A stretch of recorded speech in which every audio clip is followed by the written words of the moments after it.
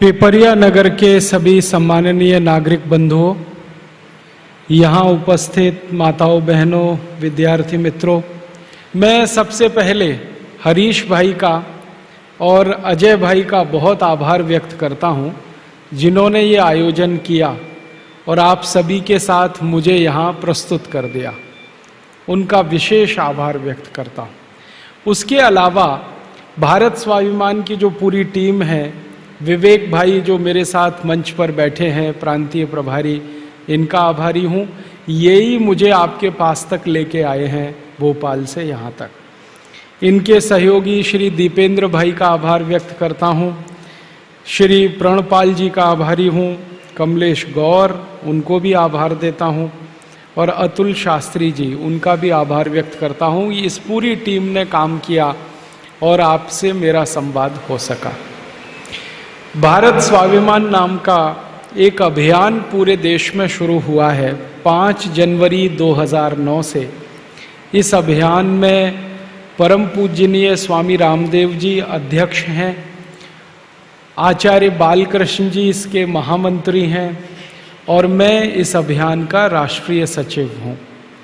इस अभियान में पूरे भारत देश के कम से कम 2.5 से 3 लाख योग शिक्षक जुड़े हुए हैं और आने वाले समय में 11 से 12 लाख योग शिक्षक इस अभियान से जुड़ जाएंगे, ऐसी हमारी कोशिश और तैयारी चल रही है।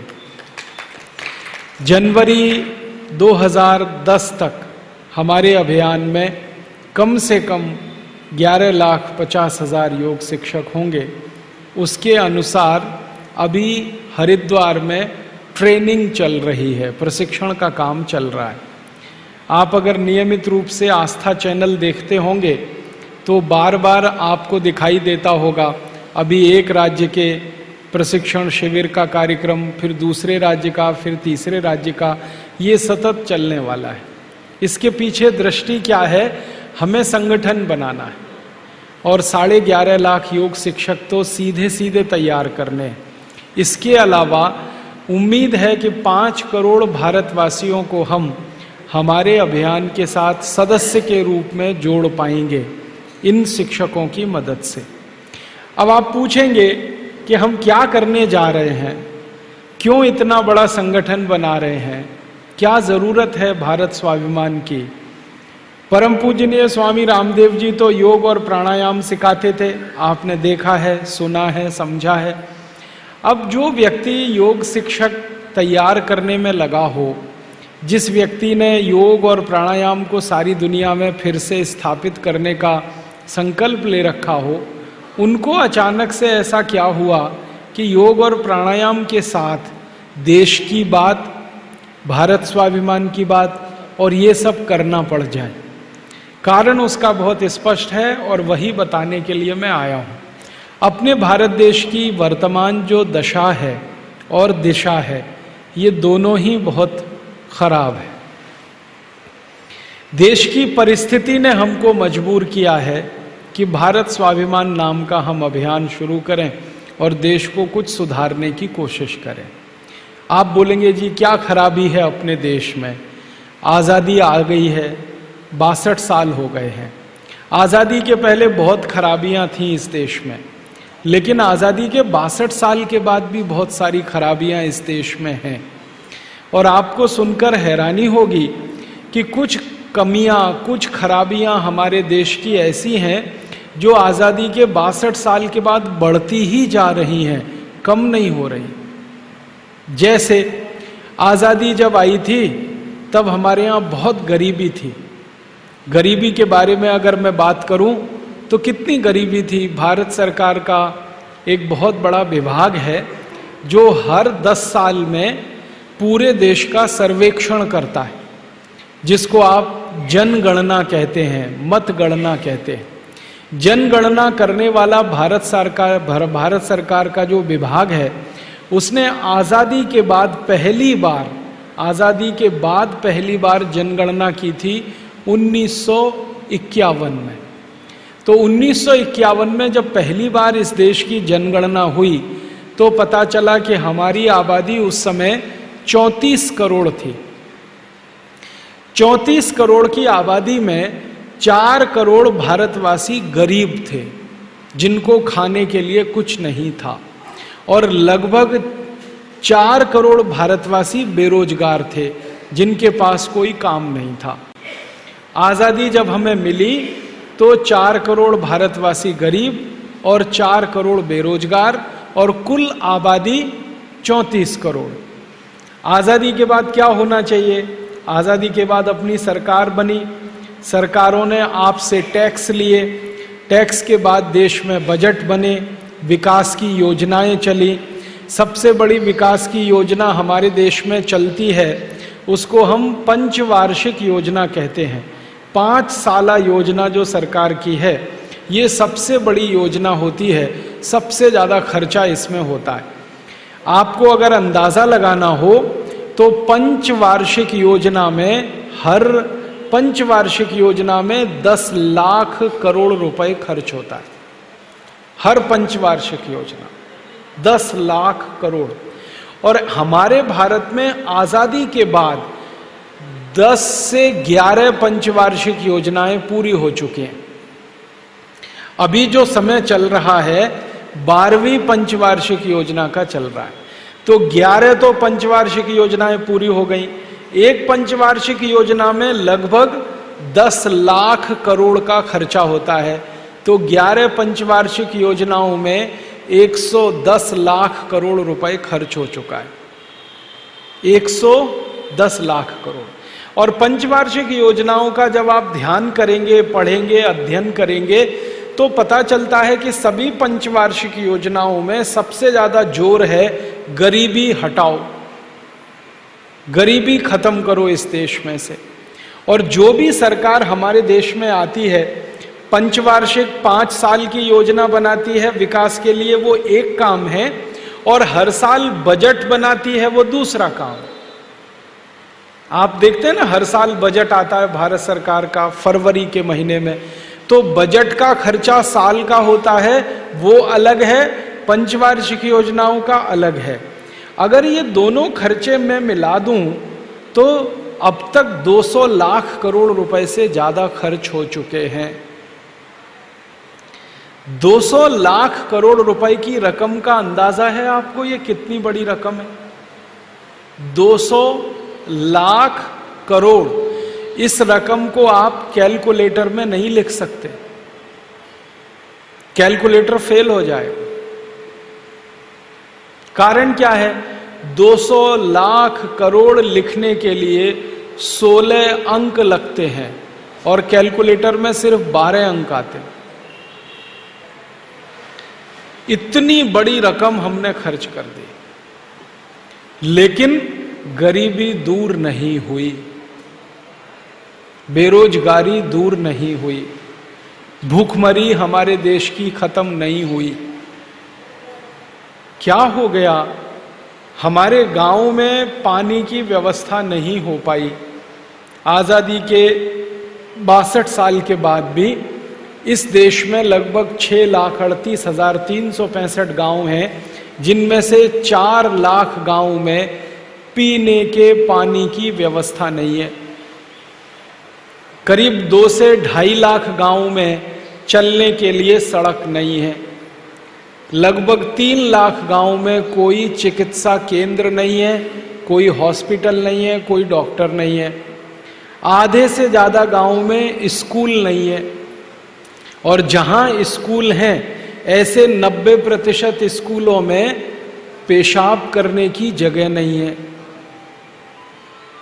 अगर बच्चों को पेशाब आ जाए तो स्कूल में मूत्रालय की व्यवस्था नहीं है। ऐसे 90% स्कूल हैं इस देश में। जिन स्कूलों में पेशाब घर नहीं होगा, वहां टॉयलेट की कल्पना तो हम कर ही नहीं सकते। हमारे देश की आजादी के 50 साल के बाद भी 50% भारतवासी हैं जिनको लिखना पढ़ना नहीं आता, निरक्षर हैं। 70 करोड़ से ज्यादा भारतवासी हैं जिनके इलाज पर खर्च करने के लिए सरकार के पास 1 रुपया भी नहीं है। क्या हुआ है हमारे देश को? लाखों करोड़ों रुपए के हमने बजट बनाए, लाखों करोड़ों रुपए की हमने योजनाएं शुरू की इस देश में, और हर साल ये बजट बनता है, हर साल योजनाएं चलती हैं, गरीबी इस देश में कम नहीं होती। गरीबी के बारे में मैं आपको बताऊं, 1951 में 4 करोड़ गरीब थे, अब 2009 में 84 करोड़ गरीब हैं। अगर गणित का सीधा हिसाब निकालें, ये सब विद्यार्थी गणित पढ़ते हैं, 4 करोड़ गरीब थे, अब 84 करोड़ गरीब हो गए, तो गरीब कितने बढ़ गए? 80 करोड़। और अगर गुने में पूछूं मैं, कितने गुने बढ़ गए? 21 गुने बढ़े कि नहीं? 4 करोड़ से 84 करोड़, 21 गुने ज्यादा गरीब हो गए और 80 करोड़ ज्यादा गरीब हो गए। क्या हो गया? हमने तो गरीबी खत्म करने के लिए लाखों करोड़ों खर्च किए हैं, गरीबी तो बढ़ती जाती है। बेरोजगारों की बात करें, 1951 में इस देश में 4 करोड़ बेरोजगार थे, अब 2009 में 60 करोड़ हैं। तो बेरोजगारों की संख्या 56 करोड़ बढ़ गई। और अगर गुने में बात करें तो 15 गुने ज्यादा बेरोजगार हो गए लोग। तब आपके मन में यह आएगा कि गरीबी बढ़ गई, बेकारी बढ़ गई, भूखमरी बढ़ गई, तो ये शायद इसलिए होगा कि आबादी बढ़ गई इस देश की, जनसंख्या बढ़ गई इस देश की। तो जरा हम पता करें कितनी जनसंख्या बढ़ गई। जब 1951 में हमने जनसंख्या का पहली बार सर्वेक्षण कराया तो पता चला हमारी आबादी 34 करोड़ थी, अब हमारी आबादी है 115 करोड़। तो 34 करोड़ से 78 करोड़ हो जाए तो आबादी 1 गुनी बढ़ी, और 78 करोड़ में और 34 करोड़ जोड़ दो तो आबादी 2 गुनी बढ़ी, और जोड़ दो तो 3 गुनी से ज्यादा तो आबादी नहीं बढ़ी ना। तो आबादी बढ़ी 3 गुनी, तो गरीबी 21 गुनी क्यों बढ़नी चाहिए? आबादी जितनी बढ़ रही है गरीबी इतनी बढ़नी चाहिए। आबादी 3 गुनी बढ़ी तो गरीबी 3 गुनी बढ़नी चाहिए। तो 4 करोड़ गरीब थे तो 12 करोड़ हो जाने चाहिए, 84 करोड़ कैसे हो गए? और जैसे बेरोजगारी की बात हम करें तो बेरोजगार 4 करोड़ थे, 3 गुने बढ़कर 12 करोड़ हो जाने चाहिए, बेरोजगार 60 करोड़ कैसे हो गए? ये गंभीर प्रश्न है। इसका मतलब ये है कि आजादी के 62 साल के बाद इस देश में जो कुछ हुआ है उसने ना तो गरीबी मिटाई, ना बेरोजगारी मिटाई, ना भूखमरी मिटी इस देश की। आज भी इस देश में 50% बच्चे मां के पेट से जन्म लेने के बाद तीसरे महीने में मर जाते हैं, क्योंकि माता उनको दूध पिलाने की स्थिति में नहीं होती, क्योंकि मां के शरीर में दूध नहीं बनता, क्योंकि मां को खाने के लिए खुराक नहीं मिलती। ऐसी स्थिति 50% बच्चे अभी भी इस देश में जन्म के तीसरे महीने में मर जाते हैं। तो क्या हो गया हमारे देश को? ये गंभीर प्रश्न है। हम अक्सर आपस में चर्चाएं करते हैं, गांव-गांव जाने के लिए सड़क नहीं है, बिजली नहीं है, पानी नहीं है, हॉस्पिटल नहीं है, कोई छोटी से छोटी सुविधाएं भी हम हमारे गांव को क्यों नहीं दे पा रहे हैं? ये गंभीर प्रश्न है। इसी गंभीर प्रश्न का जब अध्ययन करने और समाधान खोजने की हम लोगों ने कोशिश की तो पता चला कि भारत में आजादी के 62 साल में सरकार ने पैसे तो बहुत इकट्ठे किए, आपसे टैक्स लेकर, मुझसे टैक्स लेकर, पैसे इकट्ठा करने में कोई कमी नहीं छोड़ी सरकार। हर साल आपसे टैक्स लेती है सरकार। यहां कुछ उद्योगपति बैठे होंगे, व्यापारी बैठे होंगे, सरकार आपसे इनकम टैक्स ले लेती है, सरकार आपसे कॉरपोरेट टैक्स ले लेती है, एक्साइज ड्यूटी ले लेती है, वैल्यू एडेड टैक्स के रूप में पैसा ले लेती है, रोड टैक्स ले लेती है, टोल टैक्स ले लेती है, हाउस टैक्स ले लेती है। 64 तरह के टैक्स सरकार आपसे ले लेती है, उसमें कभी कमी नहीं छोड़ती सरकार। कभी ऐसा हुआ कि सरकार ने आपको बोला कि इस साल टैक्स माफ छोड़ दो, नहीं देना, एक साल टैक्स नहीं लेंगे। कभी सूखा पड़ गया हो, किसानों के खेत में अन्न नहीं उपजा हो, तो सरकार कह देती है चलो किसानों का कर्ज माफ। ऐसे ही कभी ऐसा हुआ है व्यापारियों का टैक्स माफ, उद्योगपतियों का टैक्स माफ, नागरिकों का टैक्स माफ, नहीं लेंगे इस साल क्योंकि आप बहुत कष्ट में हैं, तकलीफ में हैं, इस साल टैक्स छोड़ देंगे। कभी नहीं छोड़ते टैक्स लेना। सरकार की तरफ से तो हर दिन ये प्रयास रहता है कि आप ज्यादा से ज्यादा टैक्स उनको देते जाएं। कई ऐसे टैक्स भारत की सरकार ने आपके ऊपर लगाए हैं जो अंग्रेजों ने भी नहीं लगाए थे। हमारे देश में एक टैक्स है जिसका नाम है सर्विस टैक्स। ये कभी अंग्रेजों ने नहीं लगाया, लेकिन भारत सरकार ने लगा दिया आपके ऊपर। ऐसे बीसियों तरह के टैक्स जो कभी अंग्रेज भी नहीं लेते थे, वो भी सरकार हमसे ले रही है। और टैक्स के रूप में हर साल हम उनको 6.25 लाख करोड़ रुपए देते हैं सरकार को। हर साल 6.25 लाख करोड़। 62 साल का हिसाब जोड़ें तो सैकड़ों लाख करोड़ रुपए हमने टैक्स में दे दिया। अब हमने तो टैक्स में दे दिया, क्या सोच कर दिया? आपको अगर मैं पूछूं कि आप सरकार को इनकम टैक्स क्यों देते हैं, सेंट्रल एक्साइज ड्यूटी क्यों देते हैं, सर्विस टैक्स क्यों देते हैं, वैल्यू एडेड टैक्स क्यों देते हैं, तो आप कहेंगे देश का विकास करने के लिए। और सरकार टीवी में भी आपको यही बताती है कि देश का विकास करना है तो ईमानदारी से टैक्स भरिए। विज्ञापन आता है कि नहीं?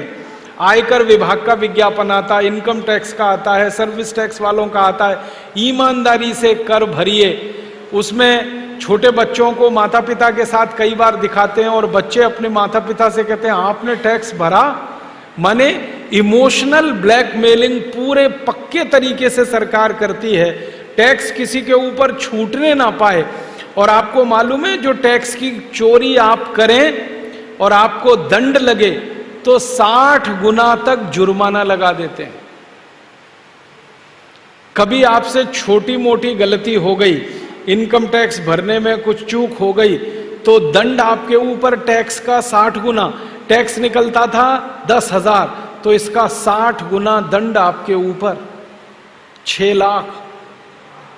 तो सरकारें दंड भी लेती हैं, टैक्स भी लेती हैं, सारा पैसा इकट्ठा करती हैं और आपको सरकार बोलती है कि ये सारा पैसा हम खर्च करेंगे विकास के लिए, गरीबी खत्म करने के लिए, बेकारी खत्म करने के लिए।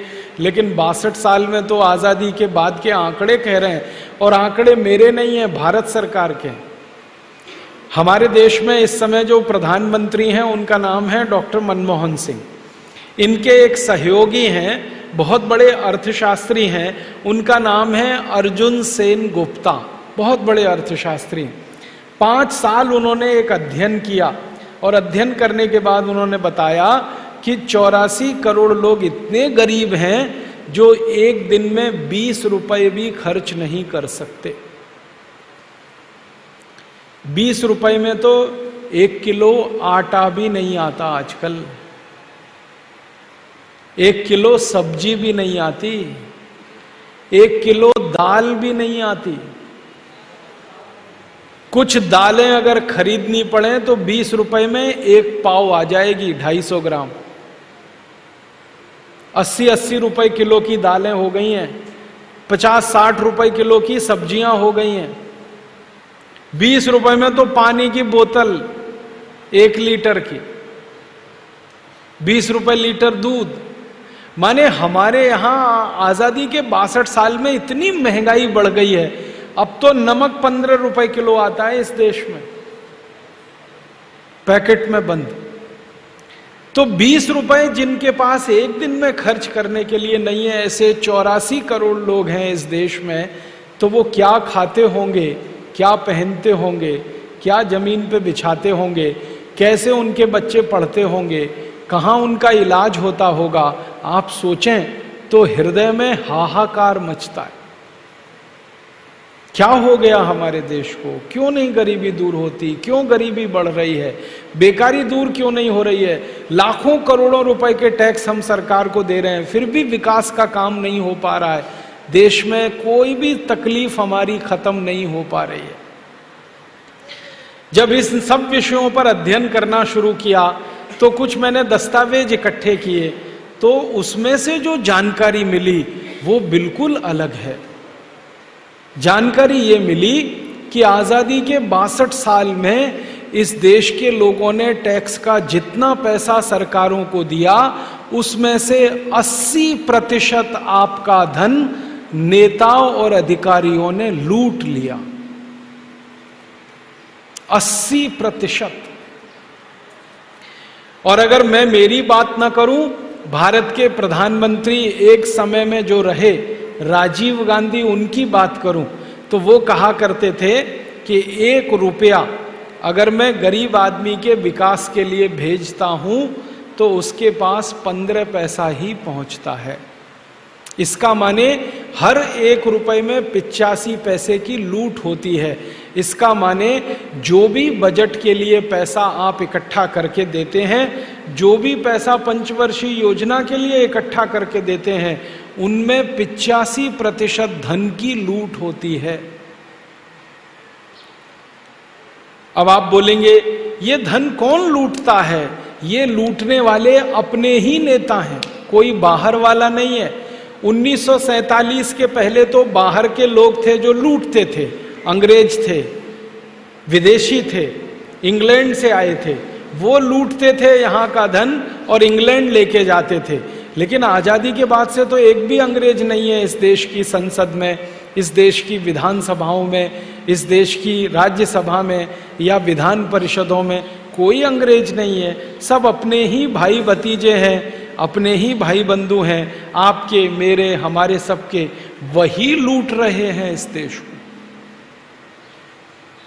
और लूट लूट कर धन जमा कर रहे हैं। अधिकारी लूट रहे हैं, नेता लूट रहे हैं।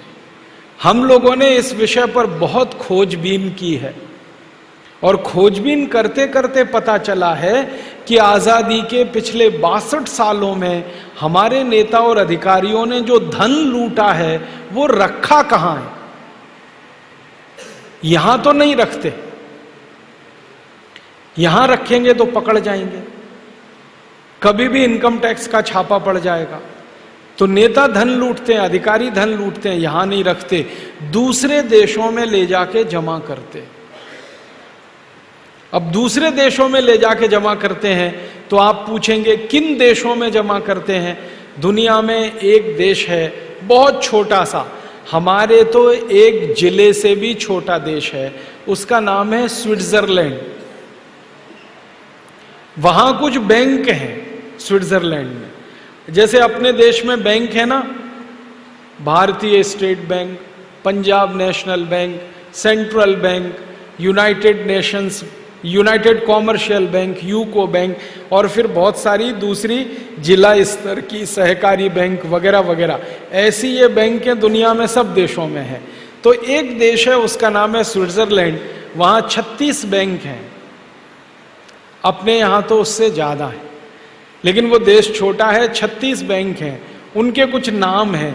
एक बैंक का नाम है बैंक ऑफ स्विट्जरलैंड, दूसरी का नाम है बैंक ऑफ ज्यूरिख, फिर एक है बैंक ऑफ स्वाजीलैंड। ऐसी 36 बैंकें हैं।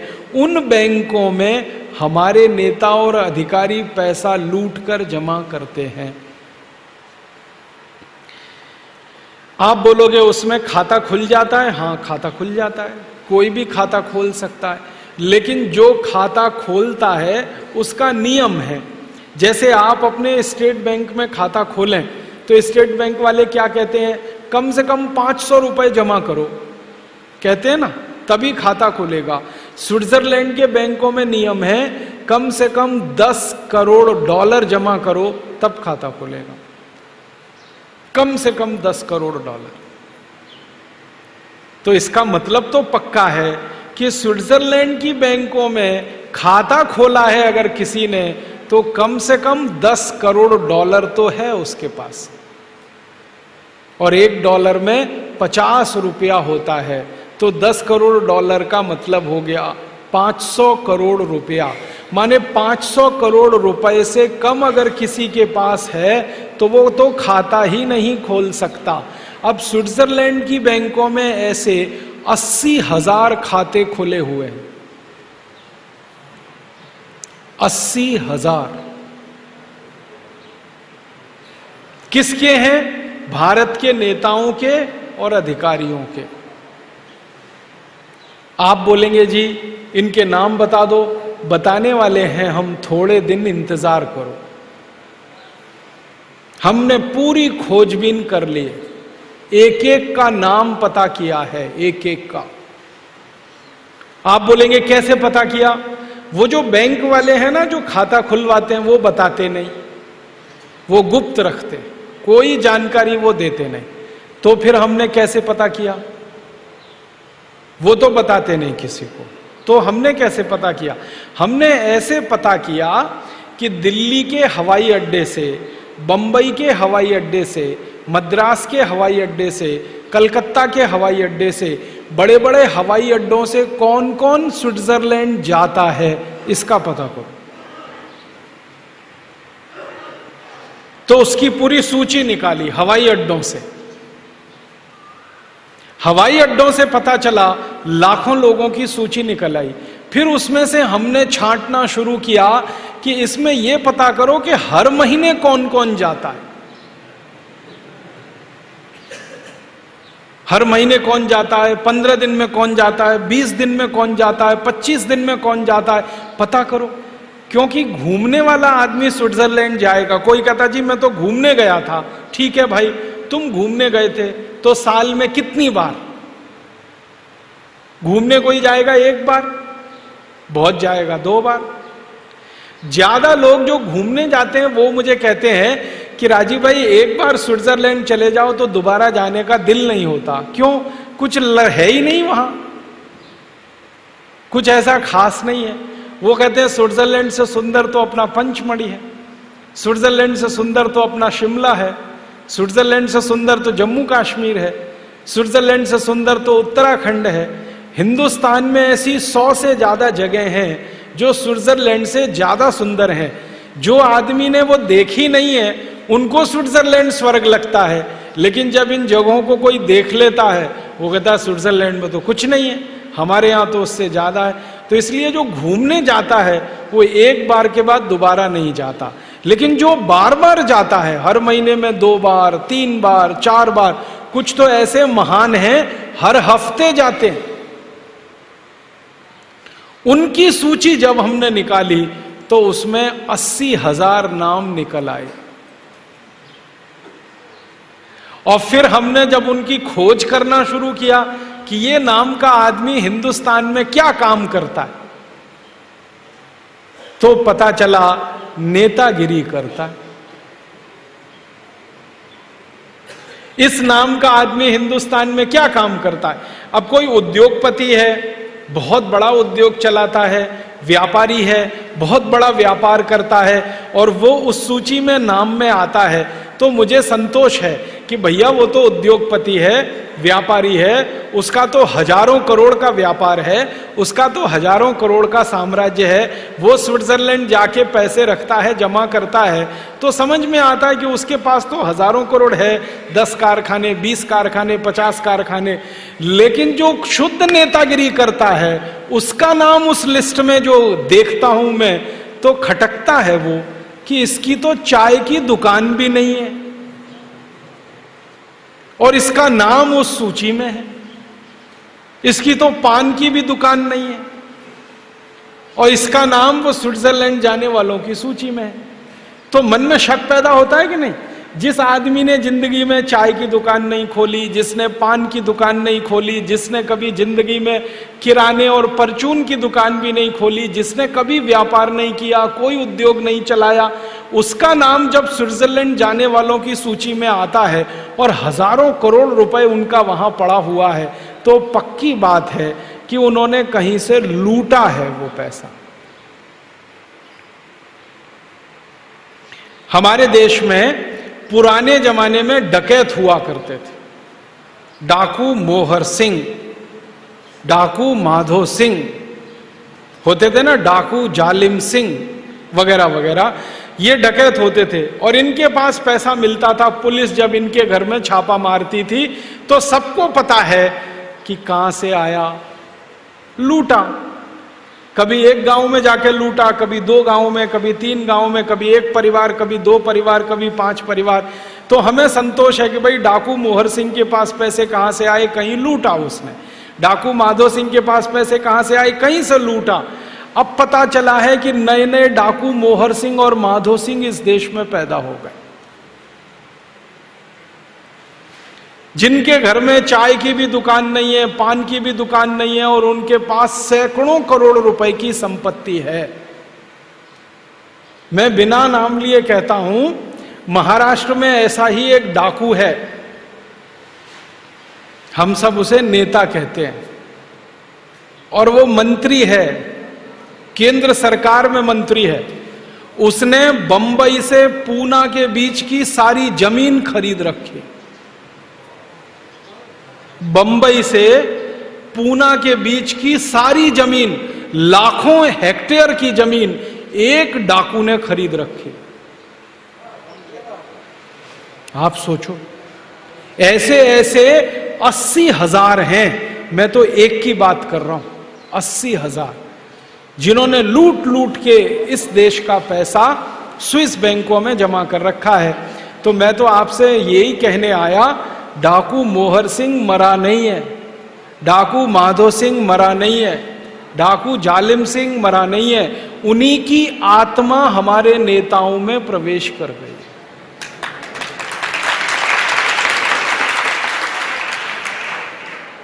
अंधाधुंध लूट रहे हैं इस देश को। और आपका पैसा, मेरा पैसा, दर्द मुझे इस बात का है कि मेरा पैसा है, आपका पैसा है। अगर मेरा आपका नहीं होता तो थोड़ी देर के लिए हम छोड़ देते, चलो ठीक है। मैं आप और सब मिलके जो टैक्स में दे रहे हैं उसको लूट रहे हैं। आप मालूम है कितना कितना टैक्स में पैसा देते हैं जिसको ये लूटते हैं, कैसे कैसे पैसा देते हैं आप जिसको सरकार को टैक्स के रूप में, और ये लूट लेते हैं। मैं एक उदाहरण से आपको समझाता हूं। आप दुकान में जाके कोई भी चीज खरीदो, पेन खरीदो, पेन, ये मेरे हाथ में एक पेन है, ये आप खरीद लो, 10 रुपए का कम से कम मिलेगा। कम से कम 15 का भी मिल सकता, 20 का भी मिल सकता, कम से कम तो 10 का मिलेगा। ये जो पेन बनाने वाली कंपनी के मालिक को एक बार मैंने पूछा कि तुम्हारा पेन जो 10 रुपए में मिलता है बाजार में, ये फैक्ट्री में कितने का बनता है? तो उसने कहा क्या करोगे जानकर? मैंने कहा पता होना चाहिए ना, लूट कितनी हो रही है मेरी। तो इसके मालिक ने मुझे बताया कि ये 1 रुपए में बनता है, 1 रुपए में। फिर मैंने कहा पूरा पेन? उसने कहा हाँ पूरा पेन 1 रुपए में बनता है। फिर मैंने कहा इसके अंदर की जो रिफिल है? तो उसने कहा वो 50 पैसे में। तो माने ये पेन 1.5 रुपए का है। अब 1.5 रुपए का पेन आपको 10 रुपए में क्यों मिलना चाहिए? तो सरकार ये कहती है हमने इस पे टैक्स लगाया है। तो टैक्स कितना लगा दिया? 8.5 रुपए। अब आपकी जेब से सरकार ने 8.5 रुपए निकाल लिए अगर आपने एक पेन खरीदा तो। 2 खरीदे तो 17 रुपए निकाल लिए, 3 खरीदे फिर 4 खरीदे और करोड़ों खरीदे तो करोड़ों रुपए निकाल लिए। तो पेन बेचा उन्होंने, दुकानदार ने ले लिया, सरकार ने उसमें से टैक्स। पेन के अलावा आप कुछ भी खरीदो, घड़ी खरीदो, घड़ी, मेरे हाथ में घड़ी है, ये घड़ी बनाने वाली कंपनी के मालिक जो मैनेजर हैं उनको एक बार मैंने पूछा बनती कितने की है? तो ये घड़ी बाजार में है लगभग 500 रुपए की, 570 रुपए की ये घड़ी है। उन्होंने कहा जी कारखाने में तो ये 65 रुपए की बनती है, सिर्फ 65 रुपए की बनती है। बाकी सब कंपनी मुनाफा लेती है, सरकार टैक्स लेती है। आप साबुन खरीदो, साबुन बाजार में तो 15 रुपए का कोई साबुन आप जब खरीदते हो उसको बनाने का खर्चा सिर्फ 2.5 रुपए आता है। आप वॉशिंग पाउडर खरीदो, वॉशिंग पाउडर तो 20 रुपए 25 रुपए किलो में जो आता है ना, उसको बनाने का खर्चा 6 रुपए आता है। अरे छोटी छोटी बातें छोड़ो, बड़ी बात करता हूं। ट्रैक्टर खरीदो, ट्रैक्टर कितने का? 5 लाख का। 5 लाख का जो ट्रैक्टर हम खरीदते हैं ना, वो कारखाने में 80,000 में बनता है, सिर्फ 80,000। बाकी टैक्स है और कंपनी का मुनाफा है। अंग्रेजी में एक शब्द होता है कॉस्ट ऑफ प्रोडक्शन, उत्पादन का खर्च, लागत का खर्च, माने वस्तु को बनाने में कुल कितना खर्चा होता है वो। तो ट्रैक्टर का 80,000 का है। मारुति खरीदो, मारुति 800 कितने की है? 2.5-3 लाख की है। वो कारखाने में 92,000 में बनती है। बड़ी बड़ी कोई भी चीज खरीदो तो आप समझ लेना, कोई भी वस्तु में 60 से 70% तो केंद्र सरकार के टैक्स में, फिर राज्य सरकार के टैक्स में, फिर जिला सरकार के टैक्स में, फिर स्थानीय सरकार के टैक्स में ही सारा पैसा खींचते हैं आपसे। और आप जब टैक्स में देते हैं तो आपकी जिंदगी हराम होती है। कैसे? हर चीज आपको जो मिलनी चाहिए 2-5 रुपए में, वो मिलती है 50-60 रुपए में, क्योंकि टैक्स लग गया उस पर। तो आप तो खर्चे में कमी करते हैं क्योंकि महंगी है, लेकिन आपको पता नहीं वो तो सरकार ले लेती है आपसे। और एक दो बात बताऊं आपको, डीजल खरीदते हैं आप, डीजल 1 लीटर 35 रुपए में, आपको मालूम है 15 से 17 रुपए में बनता है 1 लीटर डीजल। पेट्रोल खरीदते हैं आप 50 रुपए में, 1 लीटर पेट्रोल भी 17 से 20 रुपए में बन जाता है। आप सीमेंट खरीदते हैं, एक सीमेंट का पैकेट 225 रुपए का आता है 50 किलो का, वो 77 रुपए में बन जाता है कारखाने में। कुछ भी खरीदे तो बनता तो बहुत सस्ता है सब कुछ, और ये सरकार लूट लेती है टैक्स के रूप में आपसे। हमारे देश की सरकारों के सामने हम लोग एक बात का झगड़ा कर रहे हैं। आप पूछेंगे क्या झगड़ा कर रहे हैं? हर एक वस्तु पर लिखते हैं ना MRP, तो MRP का माने मैक्सिमम रिटेल प्राइस। हम कहते हैं ये मैक्सिमम रिटेल प्राइस लिख के तो सबको मूर्ख बनाते हो तुम, बंद करो ये लिखना। और अगर इसको लिख रहे हो तो इसके बगल में लिखो कॉस्ट ऑफ प्रोडक्शन कितना। ये तो अधिकतम मूल्य लिख दिया, ये बताओ न्यूनतम मूल्य क्या है इसका। ये पानी की बोतल 15 रुपए में हमको देते हैं, बताओ तो सही बनती कितने की है? 3.5 रुपए की, और 15 में देते हैं हमको। आप जो दांत घिसने के लिए टूथपेस्ट लाते हैं ना बाजार से, 100 ग्राम आपको 30 रुपए का मिलता है, वो 3 रुपए में बनता है। अच्छे से अच्छा साबुन जो 40 रुपए का बाजार से आप खरीदते हैं, वो 6 रुपए में बनता है। चीजें बहुत सस्ती बनती हैं, लेकिन उन पर टैक्स लगा लगाकर इतना महंगा कर रखा है कि आपकी जेब से सब खींच के ले जाते हैं। तो मुझे दर्द इसी बात का है कि मैं हर चीज बाजार से महंगी खरीदता हूं, मेरे पैसे टैक्स में सरकार को देता हूं, सरकार के नेता और अधिकारी उसे लूटते हैं और ले जाकर विदेशी बैंकों में जमा करते हैं और मजा करते हैं।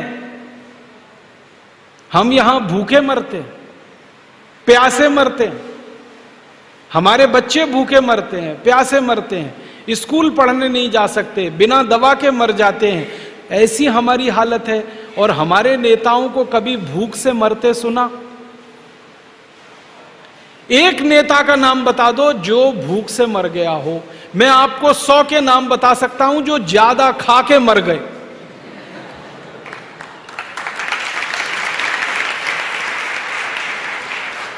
इसी मध्य प्रदेश के 100 नेताओं के नाम गिना सकता हूं जो ज्यादा खा के मर गए। और कैसे मर गए? पेट इतना आगे आ गया, बर्दाश्त नहीं हुआ, फट गया, मर गए। उत्तर प्रदेश के 150-200 नेताओं के नाम बता सकता हूं जो ज्यादा खा के मर गए। जो ज्यादा खा के मरते हैं ना, वही डायबिटीज से मरते हैं और हार्ट अटैक से मरते हैं। तो डायबिटीज और हार्ट अटैक उन्हीं को हैं, ज्यादा खा रहे हैं। पचाने के लिए तो कुछ है नहीं, काम कुछ करना नहीं पड़ता, गाड़ी से बैठकर एक जगह, गाड़ी से बैठकर दूसरी जगह, पैदल भी नहीं चलते, तो मरेंगे ही डायबिटीज से और हार्ट अटैक से। तो डायबिटीज और हार्ट अटैक में हजारों नेता मर गए ज्यादा खा के, भूख से तो एक भी नहीं मरा इस देश में। तो उनके यहां भूखमरी नहीं है, भूखमरी हमारे यहां। जो दे रहा है टैक्स का पैसा, भूख से वो मर रहा है। जो दे रहा है टैक्स का पैसा, बर्बादी उसकी हो रही है। जो दे रहा है टैक्स का पैसा, गरीबी में वो जा रहा है। जो ले रहे हैं टैक्स का पैसा, वो तो सब मौज कर रहे हैं, मजा कर रहे हैं। बहुत दुख होता है ये जानकर कि हमारे बच्चे नगर पालिका की पाठशाला में पढ़ने के लिए जाते हैं और टैक्स लूटने वाले नेताओं के बच्चे सब पब्लिक स्कूल में पढ़ते हैं। हमारे घर के लोग बीमार हो जाएं तो नगर पालिका के हॉस्पिटल में इलाज कराते हैं, जहां पर गंदगी ही गंदगी बिखरी रहती है। नेताओं के घर वाले जब बीमार पड़ें तो all India institute of medical science में जाते हैं या लंदन चले जाते हैं। उनके बच्चे अमेरिका में पढ़ें, उनके बच्चे लंदन में पढ़ें, उनका इलाज अमेरिका में हो, उनका इलाज लंदन में हो। वो सब टैक्स लेने वाले हैं, वो मालिक नहीं है इस देश के, नौकर हैं, सेवक हैं। वो मजा करें, मौज करें, और हम सब जो टैक्स दे रहे हैं, जो इस देश के मालिक हैं, वो भूखे मरें, गरीबी में रहें, बेरोजगारी में। ये कैसे चलेगा इस देश में, और क्यों चलेगा? यही प्रश्न जब बार बार हमारे मन में आता है, तब हमको लगता है कि कुछ करना चाहिए, इस व्यवस्था को बदलना चाहिए। जिस व्यवस्था में नेता और अधिकारी लूटने में लग गए हों, इनको आज नहीं तो कल हटाना ही चाहिए। इसी को ध्यान में रखकर हमने भारत स्वाभिमान अभियान शुरू किया है। वरना एक सन्यासी को, एक साधु को ये सब करने की क्या जरूरत है? आप जानते हैं कोई व्यक्ति सन्यास लेता है तो किस बात के लिए? धर्म कर्म का काम करने के लिए। तो स्वामी रामदेव जी तो सन्यासी हैं, 1995 में सन्यास ले लिया, तो उनका तो मूल काम है धर्म कर्म का। लेकिन उनके दिल में आग लगी हुई है इसी बात की कि मेरे देश के टैक्स देने वाले लोग भुखमरी में रहें, मारामारी करें, जिंदगी जीने के लिए रात दिन संघर्ष करें, उनको पानी भी ना मिले, उनको बिजली भी ना मिले, उनको स्वास्थ्य ना मिले, चिकित्सा ना मिले, और टैक्स लेने वाले जो नौकर और हमारे सेवक हैं वो मजा करें, सारे पैसे को लूट लूट कर विदेशी बैंकों में जमा करें, अपने ऊपर खर्च करें। ये व्यवस्था अन्यायपूर्ण है, इसको बदलना चाहिए। और इसी व्यवस्था को बदलने के लिए हमने ये भारत स्वाभिमान अभियान शुरू किया है। नेताओं की व्यवस्था और अधिकारियों की व्यवस्था जो 62 साल से हमको लूट रही है, और लूट लूट कर वो व्यवस्था तो करोड़पति अरबपति हो रही है, हम सब रोडपति हो रहे हैं। इस व्यवस्था को बदलने के लिए भारत स्वाभिमान अभियान शुरू किया है। मैं 80,000 नेताओं की जो बार बार बात कर रहा हूं, इनकी सारी संपत्ति का हमने हिसाब निकाला तो पता चला 20 साल पहले उनके पास टूटी साइकिल नहीं थी चढ़ने के लिए, टूटी साइकिल नहीं थी। कई नेता तो ऐसे हैं इस 80,000 की लिस्ट में कि 15-20 साल पहले अपनी जेब से 2 रुपया निकालकर चाय नहीं पी सकते थे, वो इतना भी नहीं था उनके पास। और आज हिंदुस्तान की सरकारों में मंत्री हो गए, या राज्य सरकारों में मंत्री हो गए, या विधायक हो गए, या सांसद हो गए, एमएलए एमपी हो गए, उसके बाद एक एक के पास हजारों करोड़ की संपत्ति। मैं बिना नाम लिए कहता हूं आपको, महाराष्ट्र में मुंबई के 3 नेता हैं उस 80,000 की लिस्ट में। तीनों दादर रेलवे स्टेशन के बाहर बैठकर पालक बेचते थे। पालक तो आप जानते हैं सब्जी, जब सीजन आता था तब पालक बेचते थे, जब सीजन आता था बथुआ बेचते थे। बथुआ आप सब जानते हैं, तो पालक बेचते थे, बथुआ बेचते थे, मेथी बेचते थे, मेथी गट्ठर बना बना के दादर रेलवे स्टेशन के बाहर। फिर कुछ बड़े नेताओं के चक्कर में आ गए, उनकी चापलूसी जी हजूरी करना शुरू किया। और हमारे देश में तो नेतागिरी ऐसे ही होती है, जो जितना बड़ा चापलूस वो उतना बड़ा नेता, और कोई योग्यता नहीं चाहिए। कोई बड़े नेता के आगे पीछे घूमना शुरू कर दो, चापलूसी जी हजूरी करना शुरू कर दो, उसको टिकट मिल जाएगा। इन तीनों को टिकट मिल गया ऐसे ही, ये एमएलए हो गए, फिर बाद में सांसद हो गए, राज्य में मंत्री हो गए, केंद्र में मंत्री हो गए। और वो तीनों भाजी बेचने वाले, सब्जी बेचने वाले नेताओं की एक एक की संपत्ति इस समय 20,000 करोड़ से ऊपर की है। ताली मत बजाओ इस पे,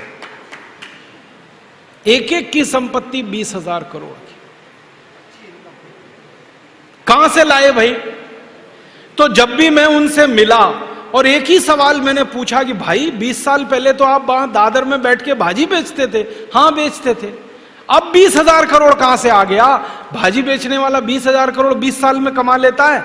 तो कहते हैं जी ईश्वर ने दे दिया। उस ईश्वर को और बदनाम करते हैं, ईश्वर ने दे दिया। तो ईश्वर ने उनको ही दिया, आपको नहीं दिया, मुझे नहीं दिया, इतने लोगों को नहीं दिया, उन्हीं को दिया। और एक की कहानी सुनाता हूं। दो नेता 80,000 की लिस्ट में हैं। नासिक में एक सिनेमा घर है, वहां टिकट ब्लैक करते थे 15 साल पहले। सिनेमा घर के बाहर खड़े होके टिकट ब्लैक करते थे, और आज उन दोनों की संपत्ति 12 से 13,000 करोड़ की। तो कोई सब्जी बेचता था, कोई टिकट ब्लैक करता था, खाने को नहीं था, चाय पीने को पैसे नहीं थे, चलाने को साइकिल जिनके घर में नहीं थी, बाप दादों ने जिनके लिए कोई संपत्ति कभी नहीं छोड़ी, आज हजारों हजारों करोड़ की संपत्ति के मालिक हो गए। कहां से हुआ? लूट कर उन्होंने ये पैसा जमा किया। लूटा कहां से? आपका पैसा, मेरा पैसा जो खजाने में जमा होता है टैक्स का, उसमें से लूटा। और कितना लूटा? जो कुल हमने जमा किया उसका कम से कम 85%। तो अब हिसाब समझ में आता है।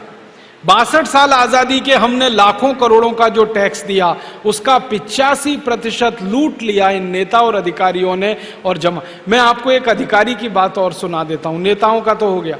मैं उत्तर प्रदेश में मेरा जन्म हुआ। अभी थोड़े दिन पहले उत्तर प्रदेश के एक अधिकारी को जेल हुई है। उसका तो नाम बता देता हूं, कोई हरकत नहीं, क्योंकि अब तो वो जेल चला गया और अदालत ने भी कह दिया कि इसके नाम के साथ अब कोई दिक्कत नहीं है बताने में। उसका नाम है अखंड प्रताप सिंह। नाम बड़ा दुरुस्त है, अखंड प्रताप सिंह। उत्तर प्रदेश सरकार में वो आदमी चीफ सेक्रेटरी था, कैबिनेट सेक्रेटरी। समझते हैं, इससे ऊंची कोई पोस्ट नहीं होती। आईएएस अधिकारी होते हैं ना, सबसे ऊंचे माने जाते हैं। आईएएस अधिकारी की आखिरी पोस्ट यही होती है, कैबिनेट सेक्रेटरी या चीफ सेक्रेटरी। अखंड प्रताप सिंह इस पोस्ट पर रहा। तो उसके घर में इनकम टैक्स वालों की और सीबीआई के जब छापे पड़े तो 400 करोड़ रुपए की संपत्ति निकली। 400 करोड़। जिंदगी में 40 साल उसने नौकरी की। नौकरी में उसकी जो सबसे अधिकतम तनख्वाह होती है वो मैंने 40 साल की जोड़ दी, तो वो 90 लाख बैठती है। और घर में निकला 400 करोड़। और 90 लाख की जो तनख्वाह 40 साल में बैठती है, उसमें खर्चा भी हुआ होगा, खाने में, पीने में, बच्चों की शिक्षा में, हॉस्पिटलाइजेशन में। तो खर्चा मान लो उसका आधा हो गया हो तो 45 लाख निकलना चाहिए, निकला 400 करोड़। जब वो पकड़ा गया, जेल हुई, अभी वो जेल में है, तो आईएएस अधिकारियों की एसोसिएशन ने महाभ्रष्ट अधिकारी का उसको खिताब दिया। महाभ्रष्ट। एक बार मैं वो आईएएस ऑफिसर्स की एसोसिएशन में चला गया तो उन्होंने कहा, राजीव भाई ये तो एक है, ऐसे तो सैकड़ों हैं। जिनके नाम नहीं आए अभी आपके सामने, सैकड़ों हैं। तो अधिकारी लूटे, नेता लूटे, सारा धन इनके पास इकट्ठा होता जाए, विदेशी बैंकों में जमा करते जाएं, और वो लूट बढ़ते बढ़ते उनको करोड़पति बनाए, अरबपति बनाए, और हम सब रोडपति रह जाएं। ये अपने को बर्दाश्त नहीं है, इसलिए ये भारत स्वाभिमान अभियान शुरू किया। अब आप बोलेंगे हम क्या करना चाहते हैं? इस भारत स्वाभिमान अभियान की मदद से सबसे पहला काम जो हम करना चाहते हैं इस देश में, वो इस लूटखोरी को बंद करना चाहते हैं। आप बोलेंगे जी ये कैसे बंद हो सकती है ये लूटखोरी? इसके लिए पूरे देश के लोगों को हम तैयार कर रहे हैं मानसिक रूप से। परम पूजनीय स्वामी जी भाषण दे रहे हैं, मैं भी देता हूं आस्था चैनल पे, गांव गांव जाता हूं, स्वामी जी भी घूमते हैं, सबको मानसिक रूप से तैयार कर रहे हैं कि इस लूटखोरी की व्यवस्था को बंद कराना है। तो ये कैसे बंद होगी? इसके 2-3 रास्ते हैं। पहला रास्ता ये है कि इस देश में 1 लाख से ज्यादा कानून है। आपको मालूम है 1 लाख, उससे भी ज्यादा कानून है इस देश में। पुलिस का कानून जिसको आप कहते हैं ना इंडियन पुलिस एक्ट, आईएएस अधिकारियों का कानून जिसको इंडियन सिविल सर्विसेज एक्ट कहते हैं, भारतीय दंड संहिता जिसको आईपीसी कहते हैं, civil procedure code, criminal procedure code, ऐसे 1 लाख से ज्यादा कानून है। इनमें से 34,735 कानून अंग्रेजों के बनाए हुए हैं, बाद में आजादी के काले अंग्रेजों के बनाए हुए हैं। कुछ काले अंग्रेज कौन है? यही हरामखोर लोग जो लूट रहे हैं देश को, इनको हम काला अंग्रेज कहते हैं। तो इन्होंने 1 लाख कानून बना रखे हैं। हमारा यह कहना है एक कानून और बनाओ। 1 लाख तो तुमने बनाए, अब एक कानून हम बनवाना चाहते हैं इस देश में। क्यों? हम इस देश के नागरिक हैं, इस देश के टैक्स पेयर हैं, इस देश के मालिक हैं। हम इस देश में जो चाहेंगे वो होगा, क्योंकि प्रजातंत्र है। तो हम चाहते हैं एक कानून और बनाओ, और वो कानून ये कि लूटखोरी की इस व्यवस्था में जो भी शामिल है उसको सीधे फांसी की सजा हो जाए।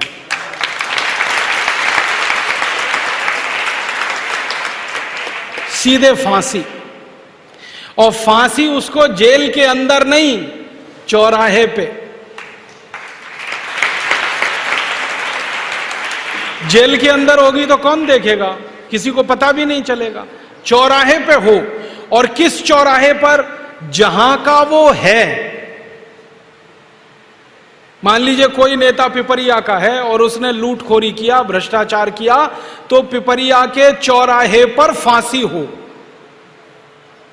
और फांसी देते समय पूरा मोहल्ला, पूरा गांव, पूरा शहर इकट्ठा हो और देखे कि लूटखोरी करने का ये अंजाम होता है। जैसे ही ये कानून बन जाएगा, लूटखोरी इस देश में से जड़ से खत्म हो जाएगी।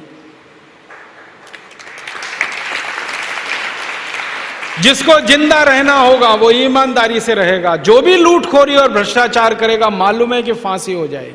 और मैं तो एक दिन स्वामी जी से कहा कि फांसी ऐसे ही नहीं देनी है, फांसी देने से पहले उल्टा लटकाना उसको, उल्टा, पैर ऊपर सिर नीचे, और आग जलानी नीचे, आग, और आग में मिर्ची का पाउडर झोंकना, उसके बाद उसको फांसी देना। आप सोचो, मेरे आपके ईमानदारी के कमाए हुए पैसे में से जो मैंने टैक्स दिया, खून पसीने का, उसको कोई लूट रहा है, तो माधो सिंह, मोहर सिंह, जालिम सिंह से कम है क्या? हम माधो सिंह, मोहर सिंह, जालिम सिंह को फांसी पे लटका सकते हैं, तो इन हरामी नेताओं को क्यों नहीं लटका सकते जो उनसे भी ज्यादा खतरनाक है? ये कानून बनवाने के लिए हमने अभियान शुरू किया है। आप बोलेंगे ये कानून बनेगा? हां बनेगा। कैसे? हम कह रहे हैं, आप भी कहिए, आपके जैसे करोड़ों लोग कहें, बन जाएगा। क्योंकि इस देश में प्रजातंत्र है, करोड़ों लोग जो बात कहते हैं वही होती है। तो हम करोड़ों लोगों को ये बात कहने के लिए प्रेरित करेंगे, और हमारी कल्पना है कि अगले 5 साल में ये कानून होना चाहिए। ये काम के लिए भारत स्वाभिमान का अभियान शुरू हुआ है। दूसरा काम क्या करना है कि भविष्य में तो लूटखोरी बंद हो, भ्रष्टाचार बंद हो। दूसरा काम यह करना है कि अब तक जो लूट लिया है इन्होंने वो भी वापस आए। 72,80,000 करोड़। और स्विट्जरलैंड के अलावा जो दूसरे देश हैं दुनिया में, वहां जो लूट कर रखा हुआ है वो करीब 35 लाख करोड़ है। दोनों मिला दें तो लगभग 110 लाख करोड़ रुपया हमारा लूटकर इन नेता और अधिकारियों ने विदेशी बैंकों में रखा हुआ है। तो हम चाहते हैं दूसरा कानून ये बने इस देश में कि 62 साल आजादी के बाद जितना पैसा भारत से लूटकर बाहर के बैंकों में जमा किया गया वो वापस भारत में आए। तो आप बोलेंगे ये कैसे हो सकता है? इसके लिए एक कानून बनाना है। वो कानून क्या कहेगा? वो कानून सिर्फ इतनी सी बात कहेगा कि 15 अगस्त 1947 के बाद जो भी धन भारत के नागरिकों का लूट के माध्यम से विदेशी बैंकों में जमा हुआ है वो भारत का राष्ट्रीय धन है, वो भारत की राष्ट्रीय संपत्ति है, वो भारत की नेशनल प्रॉपर्टी है। कानून ये बनाना है। तो आप बोलेंगे इसका फायदा क्या है? फायदा इसका ये है कि राष्ट्रीय संपत्ति राष्ट्रीय बैंकों में ही जमा हो सकती है। अगर किसी धन को हम ये कहें कि ये हमारा राष्ट्रीय धन है तो वो या तो रिजर्व बैंक ऑफ इंडिया में जमा हो सकता है, या स्टेट बैंक ऑफ इंडिया में हो सकता है, या पंजाब नेशनल बैंक में हो सकता है, भारत के ही बैंकों में जमा हो सकता है। कानून ये है कि राष्ट्रीय धन राष्ट्रीय बैंकों में जमा होता है। हम चाहते हैं कि कानून ये बन जाए कि विदेशी बैंकों में जो जमा है वो राष्ट्रीय धन है, तो चुपचाप वहां से निकल के सब भारत की बैंकों में आके जमा हो जाएगा। आप पूछेंगे क्या वो देंगे जिन बैंकों में ये जमा है? हां वो देंगे, क्योंकि उनके बाप का धन नहीं है, हमारा है। वो देंगे। कैसे देंगे? उनके खिलाफ हमको मुकदमेबाजी करनी पड़ेगी। आप बोलेंगे कौन मुकदमा सुनेगा, कहां मुकदमा होगा? एक अंतरराष्ट्रीय अदालत होती है। जैसे अपने यहां सुप्रीम कोर्ट है ना, ऐसे ही दुनिया का एक सुप्रीम कोर्ट है, उसका नाम है अंतरराष्ट्रीय न्यायालय। कहां पर है? एक छोटा सा शहर है, उसका नाम है हेग। और ये हेग कहां पर है? नीदरलैंड नाम के देश में।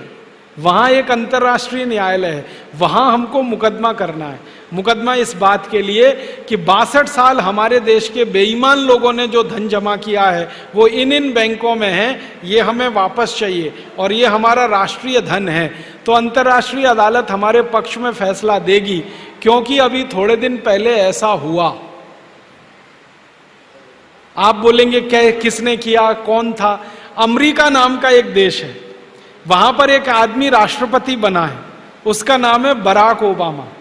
अमेरिका के 250 साल के इतिहास में पहली बार एक काला आदमी राष्ट्रपति बना है।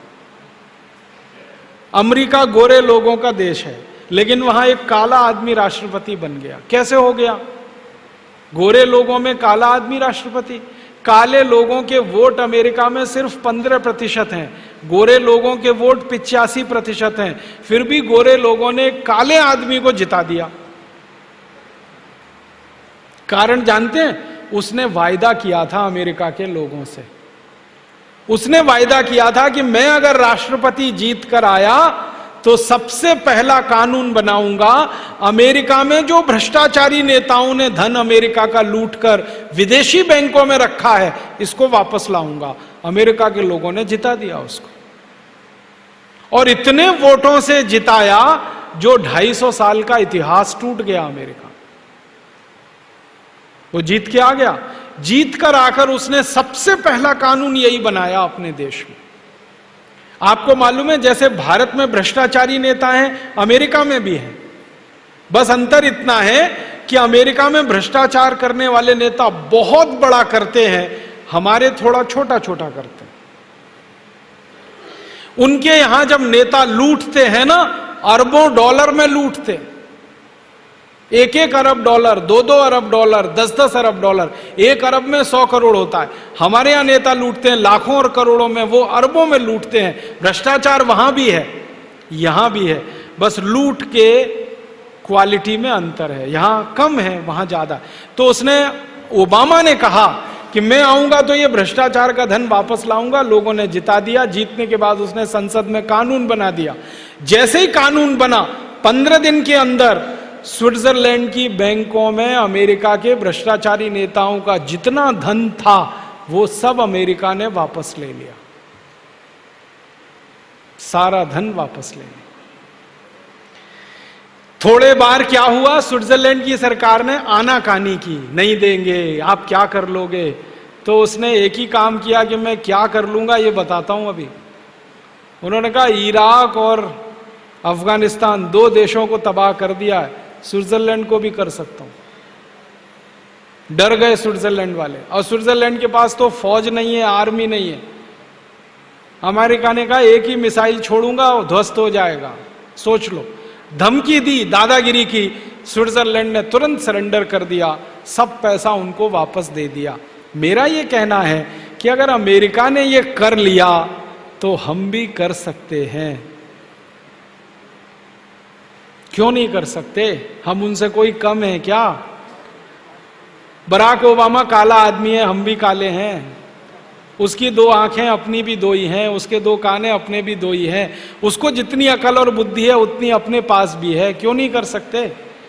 और जब उसने करने का संकल्प किया तो भगवान ने भी मदद की उसको, इतने बड़े वोटों से जिताकर राष्ट्रपति बना दिया। हम संकल्प करेंगे तो भगवान हमारी मदद नहीं करेगा? करेगा। तो हम भी कर सकते हैं। और हमारे पास ये करने के 4 रास्ते हैं। पहला रास्ता है कि अपनी संसद से कानून बनाएं हम और इस धन को राष्ट्रीय संपत्ति घोषित करें, सारा पैसा वापस आ जाएगा। क्यों? स्विट्जरलैंड में और दुनिया के दूसरे देश की बैंकों में कानून है कि किसी भी देश की राष्ट्रीय संपत्ति उसी देश की राष्ट्रीय बैंक में ही जमा होती है, दूसरी बैंकों में नहीं हो सकती। तो ये कानून की मदद मिलेगी। दूसरा रास्ता ये है कि हम भी दादागिरी करें, और कर सकते हैं। स्विट्जरलैंड तो छोटा सा देश है, 70-80 लाख की आबादी है। अगर हम दादागिरी पे ही उतर आए और 115 करोड़ हिंदुस्तानी खड़े होकर पेशाब भी कर दें तो स्विट्जरलैंड तो बह जाएगा उसमें।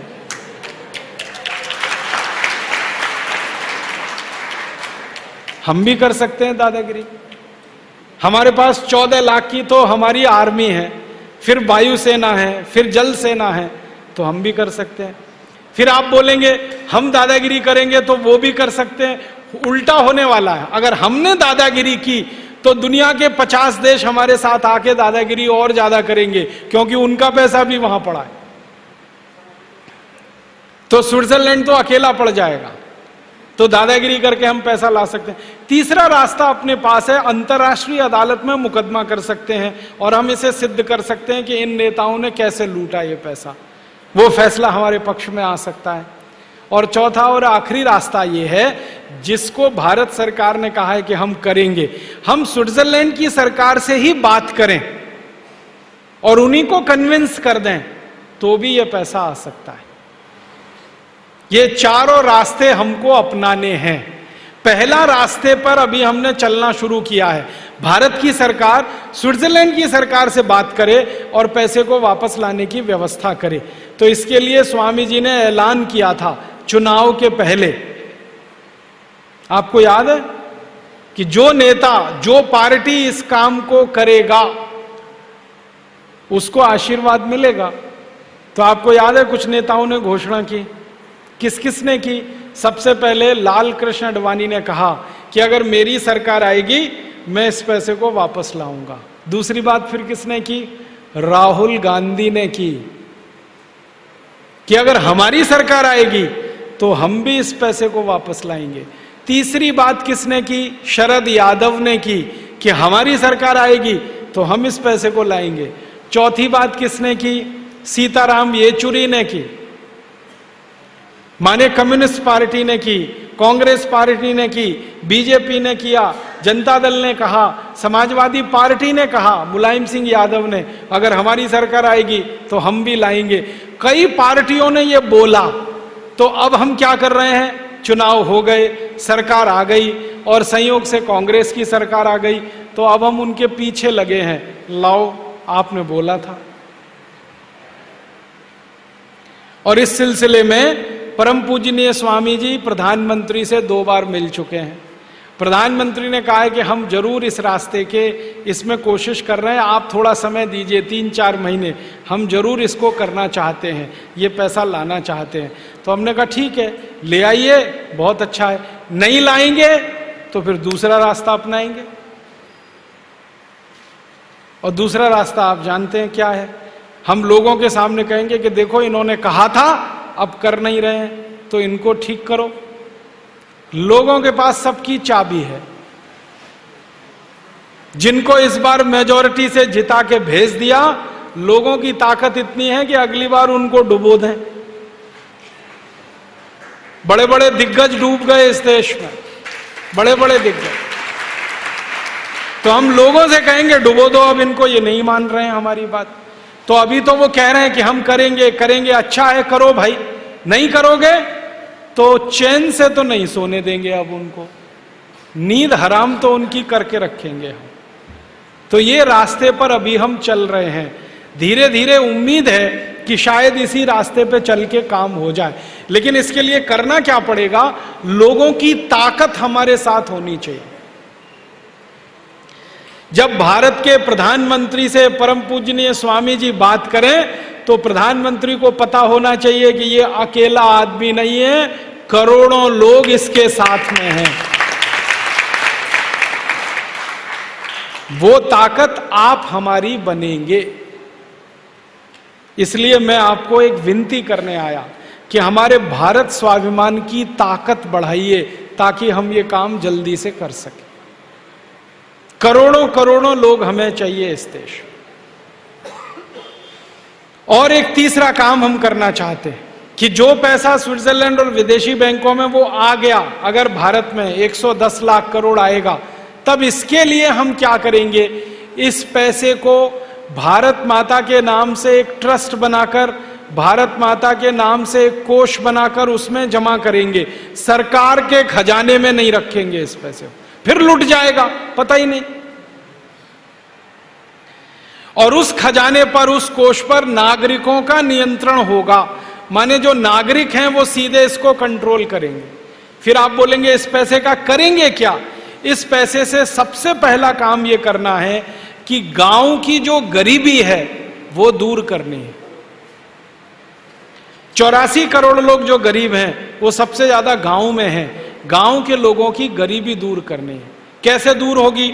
6,38,365 गांव की गरीबी दूर करनी है। तो सबसे पहला काम हम ये करने वाले हैं कि ये जो 110 लाख करोड़ रुपया है, इसका खर्चा करके गांव गांव में उद्योग शुरू करने हैं। गांव गांव में उद्योग। अभी जो उद्योग हैं वो शहरों में हैं। भोपाल में उद्योग हैं, इंदौर में उद्योग हैं, ग्वालियर में हैं, उज्जैन में हैं, दिल्ली में हैं, बनारस में है, इलाहाबाद, बड़े शहरों में तो उद्योग हैं। छोटे गांवों में कुछ नहीं है, इसलिए गांव के लोगों को भाग भाग कर शहर में आना पड़ता है रोजगार के लिए। कितने दुख और तकलीफ की बात है कि कोई व्यक्ति अपना घर परिवार छोड़कर दूर शहर में जाकर नौकरी के लिए परेशान होता है, और उसकी परेशानी इतनी जबरदस्त होती है कि गांव से आदमी जब शहर चला जाता है रहने के लिए, तो शहर के सबसे गंदे इलाके में रहता है, जिसको झुग्गी झोंपड़ियां कहते हैं। उन झुग्गी झोंपड़ियों में हम पैदल नहीं निकल सकते, नाक पर रूमाल रखना पड़ता, इतनी बदबू आती है। वहां हमारे गांव के लोगों को रहना पड़ता है सालों साल, नौकरी की तलाश में, रोजगार की तलाश में। हम इसको उल्टा करना चाहते हैं। नौकरी और रोजगार के लिए किसी को गांव से भागकर शहर नहीं जाना पड़े, गांव में ही सबको रोजगार मिले, ऐसी व्यवस्था करना चाहते हैं। तो आप बोलेंगे गांव में क्या क्या उद्योग हो सकते हैं? गांव में बहुत उद्योग हो सकते हैं। जैसे मैं नाम के लिए बताऊं, गेहूं पैदा होता है गांव में कि शहर में? गांव में। गेहूं पैदा होता है तो उस गेहूं का आटा भी बन सकता है गांव में? नहीं बन सकता। जो शहर में आटा बनाने की चक्कियां लग सकती हैं, फ्लोर मिल लग सकती है, वो गांव में भी लग सकती है? नहीं लग सकती। बिजली की व्यवस्था अगर गांव में हो जाए तो गेहूं से आटा बनाने का काम गांव में ही हो सकता है। अगर गेहूं का आटा बनकर गांव से शहर में बिकने को जाए तो गेहूं तो बिकता है 10-11 रुपए, आटा बिकता है 25 रुपए, तो किसानों को फायदा होगा कि नहीं? डबल।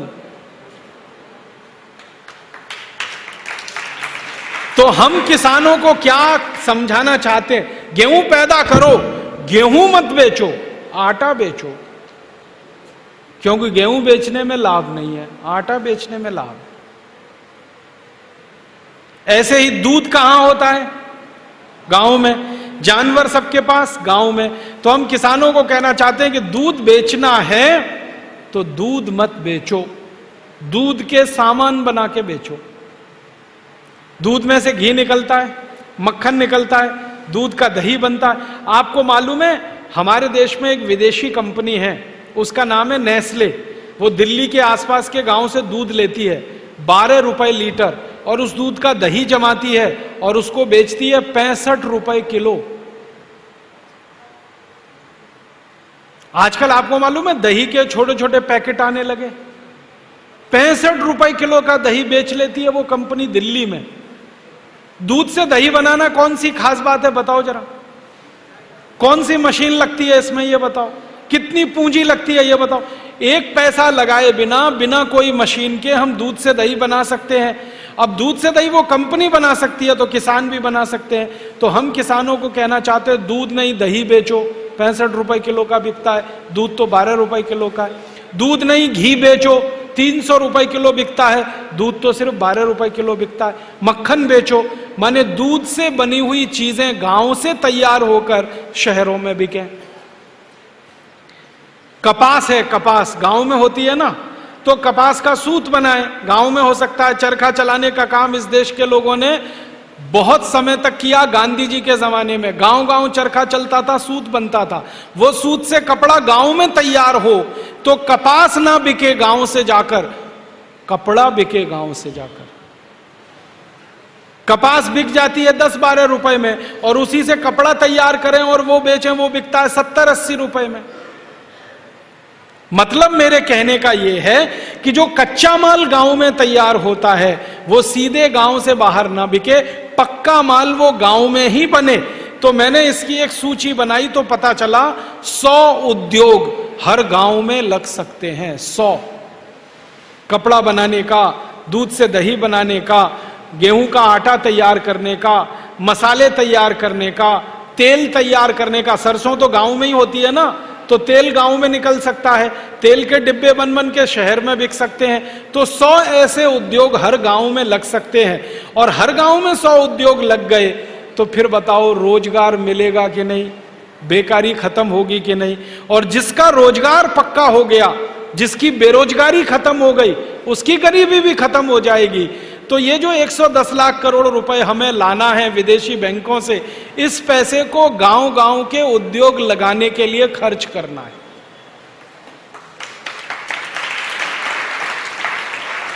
और कहां खर्च करना है? हमारे गांव में बिजली नहीं है, तो मैंने हिसाब निकाला 4 लाख गांव को बिजली चाहिए। 4 लाख गांव को बिजली चाहिए तो बिजली कितनी लगेगी? तो मैंने हिसाब निकाला करीब 50 से 60 हजार मेगावाट बिजली लगेगी। अब 50 से 60 हजार मेगावाट बिजली लगेगी तो ये कहां से आएगी? इसके लिए बिजली घर लगेंगे। एक बिजली घर अगर हम बनाते हैं 1 मेगावाट का तो उसमें 4 करोड़ रुपए खर्च होते हैं। इसको सुनना ध्यान से। एक बिजली घर हम बनाते हैं 1 मेगावाट का तो 4 करोड़ खर्च होते हैं। 60 हजार मेगावाट के लिए बिजली घर लगाएं, 2.5 लाख करोड़ खर्च होगा। तो 2.5 लाख करोड़ माने 110 लाख करोड़ की हमें बिजली की व्यवस्था हो। एक गांव, एक भी गांव ऐसा नहीं बचेगा जहां बल्ब ना हो और पंखा ना। तो बिजली भी हो सकती है, उद्योग भी लग सकते हैं। फिर शिक्षा की बात करें स्कूल खोलने हो, कॉलेज खोलने हो, इंजीनियरिंग कॉलेज खोलने हो, मेडिकल कॉलेज खोलने हो, वो भी गांव-गांव में संभव। सड़क बनानी हो, हॉस्पिटल बनाने हो, डॉक्टर हमें रखने हो, हमें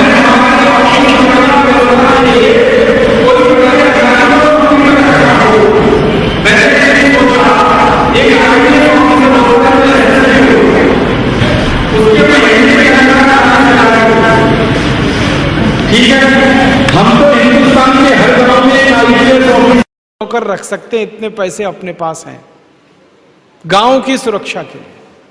आईपीएस ऑफिसर नौकर बन के रहेगा क्योंकि उसको 40,000 चाहिए। तो 110 लाख करोड़ तो इतनी बड़ी रकम है। एक दिन मैंने सोचा इस पूरी रकम को हम भारत के गांव पे खर्च कर दें तो ये 2 बार पूरी रकम खर्च हो सकती है और 2 बार भारत के एक एक गांव को सोने का गांव बना सकते हैं, समृद्धशाली, वैभवशाली, गौरवशाली बना सकते हैं। मैं सीधा ही हिसाब बताता हूं, 110 लाख करोड़ का सोना खरीदे ना, सोना, तो इतना सोना आता है कि 6,38,365 गांव की एक एक सड़क पर सोना बिछा सकते हैं। इतनी बड़ी रकम है।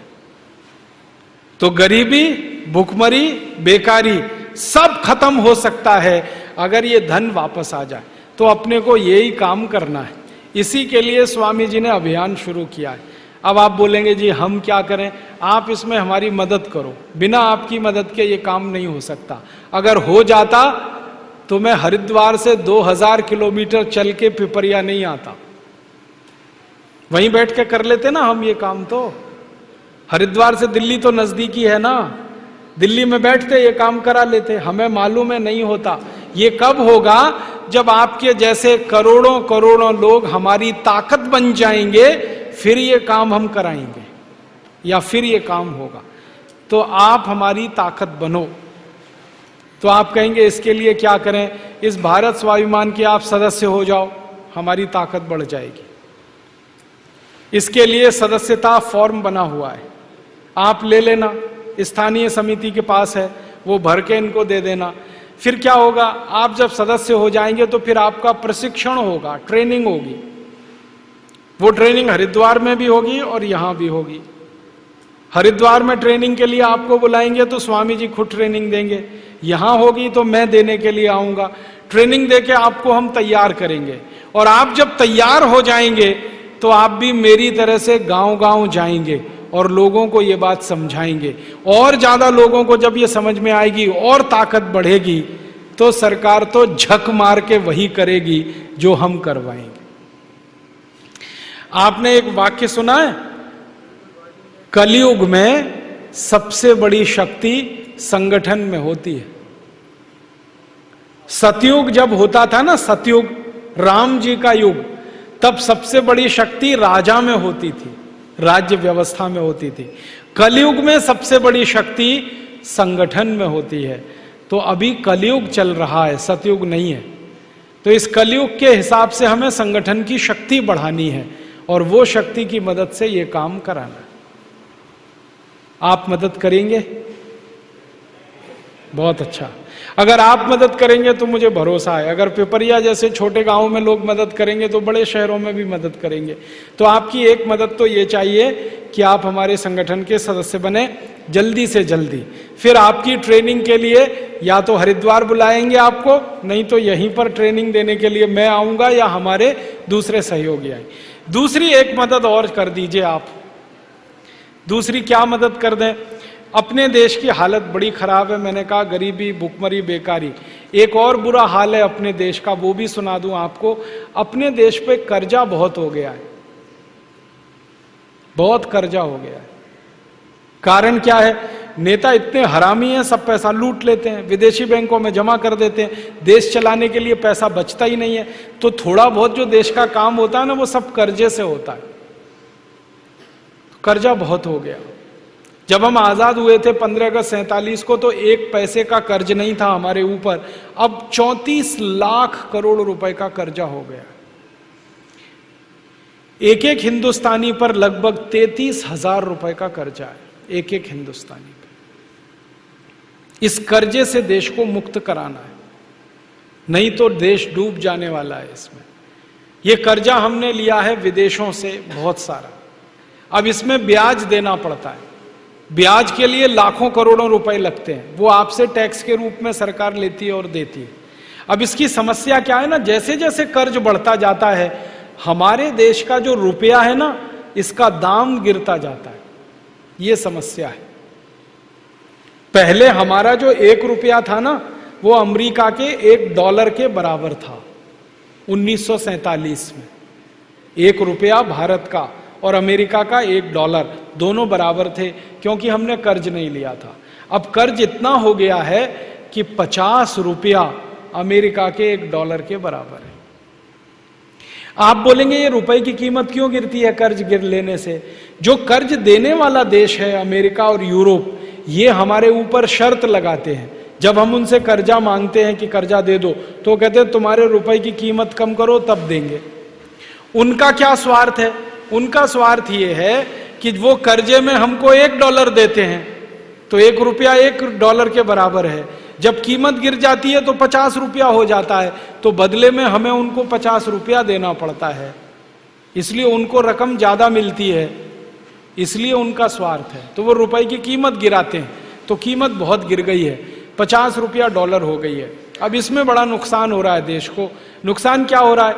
हम अमेरिका को कोई माल बेचें तो सस्ता बिकता है, हम अमेरिका से कोई माल खरीदें महंगा पड़ता है।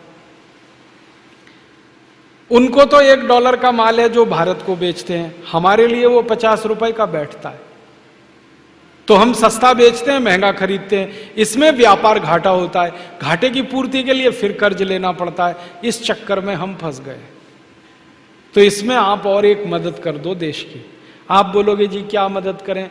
आप ऐसे सोचो कि अपने घर पे कर्ज हो जाए तो क्या करते हैं। हमारा घर कर्जे में डूब गया, अब क्या करेंगे? तो 2 ही रास्ते हैं, या तो घर की आमदनी बढ़ाकर कर्ज को वापस करेंगे, या घर का खर्चा कम करके पैसे बचा के कर्ज वापस करेंगे। 2 ही रास्ते हैं ना, या तो घर का खर्चा कम करें या घर की आमदनी बढ़ाएं। अभी ये दोनों काम अगर हम करें तभी देश बचता है। तो मैं आपसे एक विनती करने आया हाथ जोड़कर कि अपने देश पे कर्ज बहुत हुआ है, इसको दूर करने के लिए देश की आमदनी बढ़ाएं और देश का खर्चा घटाएं। खर्चा कम हो, आमदनी ज्यादा हो। तो आप बोलेंगे खर्चा कैसे घटाएं? खर्चा घटाने का सरल तरीका यह है कि आपकी जिंदगी में फालतू फालतू काम जो आप करते हो वो मत करो, खर्चा नहीं हो। फालतू काम करना बंद कर दो, खर्चा नहीं होगा। आप बोलेंगे जी कौन से काम हैं जो हम फालतू करते हैं? सवेरे से शाम तक देखो ना कितने फालतू काम करते हो, जिनको ना करें तो भी जिंदा रह सकते हो आप।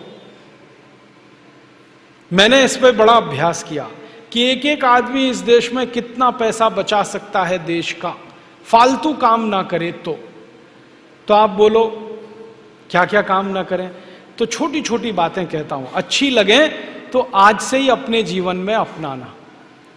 पहला फालतू काम जो हम सवेरे ही सवेरे करते हैं, जिसमें देश का 70,000 करोड़ रुपए खर्च हो जाता है, फालतू का है बिल्कुल, वो काम है चाय पीना।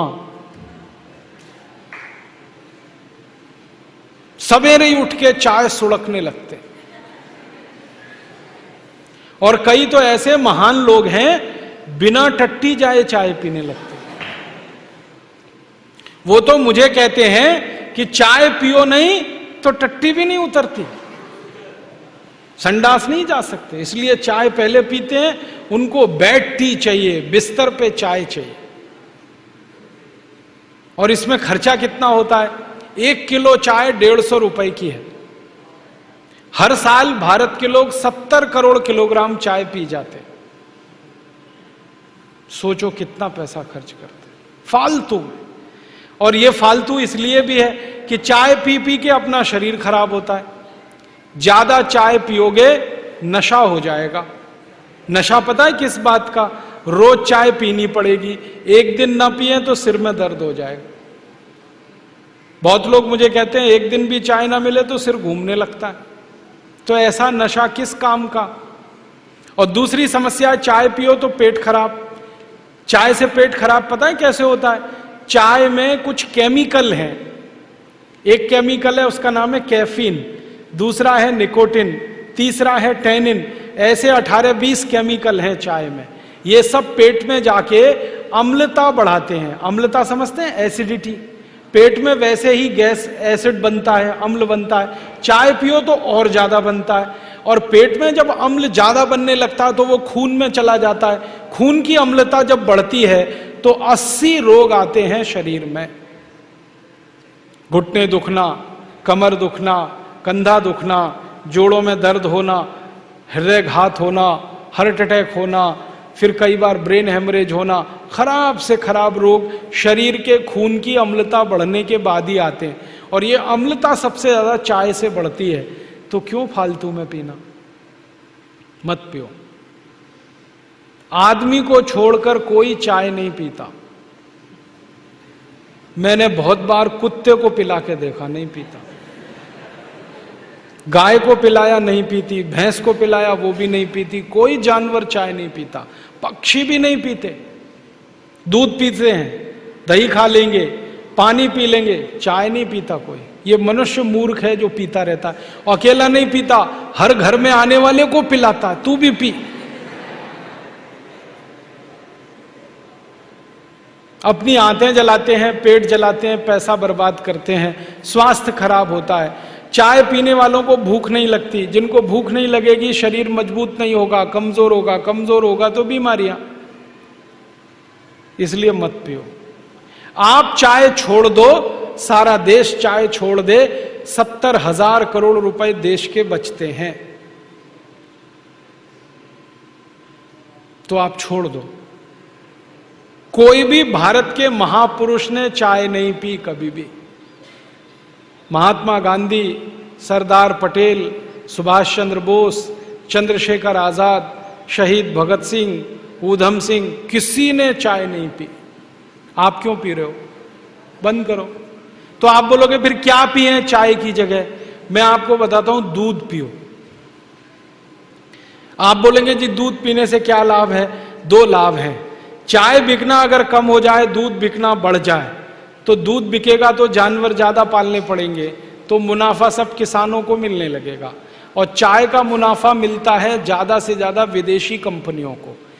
हमारे देश में जो चाय बिक रही है ना, वो सबसे ज्यादा बेचने वाली कंपनी है ब्रुक बॉन्ड, एक है लिप्टन, एक है टी सिटी, एक है आईटीसी। ये सब विदेशी कंपनियां। तो ज्यादा चाय बिकती है तो मुनाफा विदेशियों को मिलता है। ज्यादा दूध बिकेगा, मुनाफा किसानों को मिलेगा। तो क्या अच्छा है? दूध बिके तो दूध पियो, चाय बंद करो। ठीक है? अब कुछ लोग कहते हैं चाय की तलब लगे तो क्या करें? उसका रास्ता मैं बताता हूं आपको, बहुत अच्छा रास्ता। पानी ले लो, खूब गर्म करो उसको, पानी को। उसमें तुलसी की पत्ती डाल दो, अदरक डाल दो, काली मिर्च डाल दो, दालचीनी डाल दो, थोड़ा गुड़ डाल दो, खूब उबाल लो और चाय की तरह से पी लो। काढ़ा बना के पी लो। आप बोलेंगे इतना सब कौन करेगा?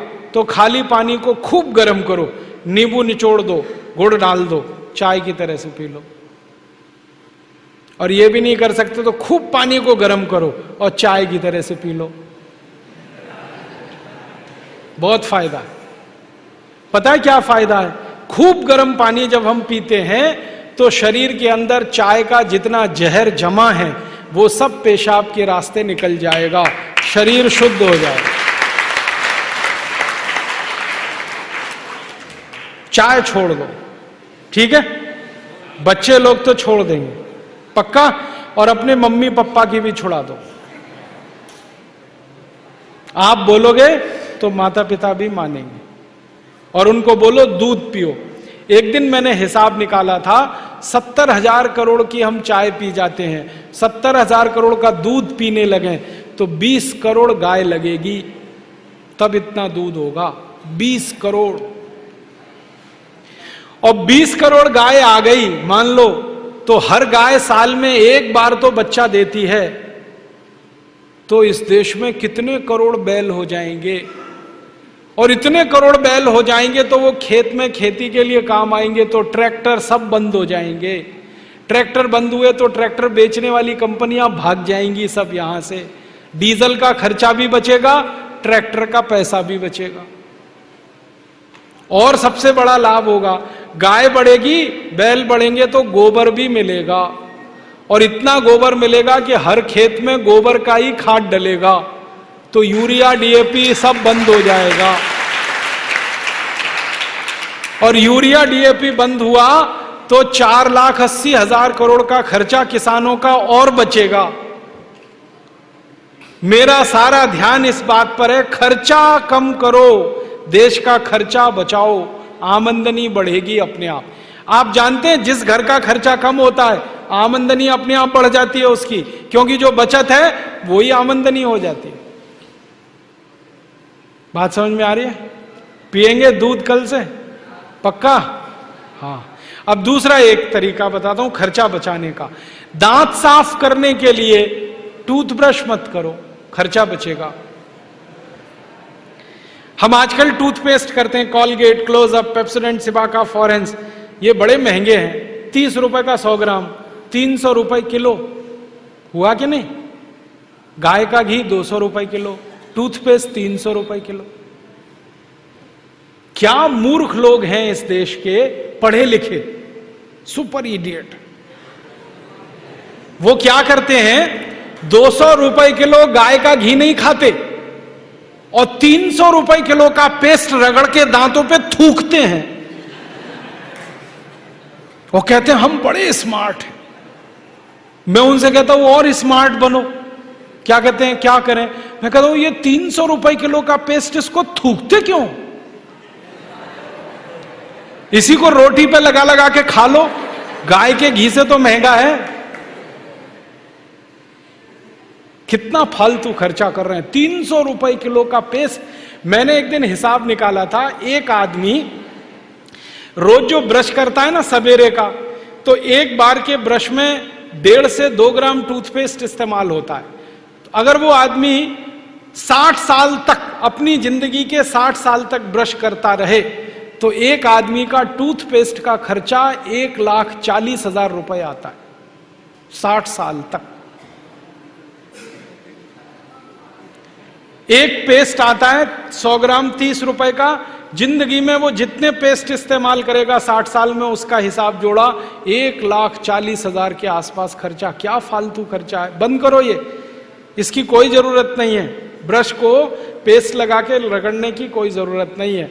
फोकट का काम करो, दातुन करो, दातुन, नीम की दातुन, बबूल की दातुन, पाकड़ की दातुन, करंज की दातुन, अमरूद की भी दातुन होती है, आम की भी दातुन होती है, बबूल की दातुन, 12 तरह के पेड़ हैं, उनकी दातुन करो। Tax free, cost free, side effect कुछ नहीं है, एक्सपायरी डेट कुछ नहीं है। फोकट में मिलती है कि नहीं? एक एक दातुन तोड़ लो, और दातुन तोड़ के 7 दिन तक चलाओ उसको। मैं तो एक दातुन 7 दिन कर लेता हूं। कैसे? दातुन किया, चबाया, आगे का हिस्सा काट दिया, फिर पानी में डाल के रखा, दूसरे दिन फिर कर लिया, ऐसे 7 दिन चलती है। एक बार क्या हुआ, एक आईआईटी का लड़का मुझे पूछता है, बहुत इंटेलिजेंट होते हैं आईआईटी वाले, में भाषण दे रहा था, कहने लगा क्या मूर्खता की काम करते हैं आप, एक दातुन को 7 दिन करते हैं। मैंने कहा भाई तू ये बता, एक टूथब्रश को कितने दिन करता है? उसने कहा मैं तो साल भर तक करता हूं। मैंने कहा तू महामूर्ख है, मैं तो 7 दिन में बदल देता हूं, तू साल भर एक ही ब्रश को रगड़ता रहता। बंद करो ये ब्रश। और ये ब्रश की मुश्किल पता है क्या है? टूथब्रश होता है ना प्लास्टिक के, उसमें ब्रसल्स होते हैं, उनको जब हम रगड़ते हैं ना तो मसूड़ों पर उसका घर्षण होता है, मसूड़े सब छिल जाते हैं, कमजोर हो जाते हैं। जिनके मसूड़े कमजोर होते हैं उनके दांत कमजोर हो जाते हैं, जिनके दांत कमजोर हैं उनकी जिंदगी में कोई आनंद नहीं है। दूसरी समस्या क्या है? कभी भी आप देखना टूथब्रश होता है ना उसमें जहां ब्रसल्स लगे रहते हैं ना, वहां पीला पीला सफेद सफेद कचरा जमा हो जाता है, उस पे हजारों वायरस आकर जिंदा बैठते हैं, और रोज आप अपने मुंह में डाल के क्या खतरनाक काम कर रहे हो। बंद करो, अच्छा नहीं है ये। और एक बात बताऊं, ये जो टूथपेस्ट है ना, टूथपेस्ट जिसको आप घिसते हो, इसमें झाग बहुत बनता है, मालूम है? झाग तो वॉशिंग पाउडर में भी बनता है। कभी कभी मैं लोगों से कहता हूं आप कॉलगेट क्यों करते हैं, तो कहते हैं इसमें झाग बहुत बनता है। तो झाग तो शेविंग क्रीम में भी बनता है, शेविंग क्रीम क्यों नहीं रगड़ते? अब मैं असली बात बताता हूं, जिस वस्तु से शेविंग क्रीम में और वॉशिंग पाउडर में झाग बनता है, वही वस्तु टूथपेस्ट में मिलाई जाती है, उसको कहते हैं सोडियम लॉरेल सल्फेट। और ये ऐसा खतरनाक केमिकल है जो कैंसर कर देता है। अब मैं आपको एक सच्चाई बताता हूं, अमेरिका देश में, यूरोप के देशों में टूथपेस्ट जब बाजार में बेचा जाता है तो उस पर चेतावनी लिखी रहती है, और उसमें कहा जाता है सावधान, टूथपेस्ट करने से कैंसर होता है। अंग्रेजी में लिखते हैं इट इज कैंसरस, कार्सिनोजेनिक। और अमेरिका यूरोप के टूथपेस्ट पे क्या क्या लिखते हैं? अंग्रेजी में लिखते हैं please keep out this toothpaste from the reach of the children below 6 years. माने 6 साल से छोटे बच्चे को ये टूथपेस्ट कभी मत कराना, क्योंकि बच्चे उसे चाट लेते हैं, वो कैंसर से मर सकते हैं।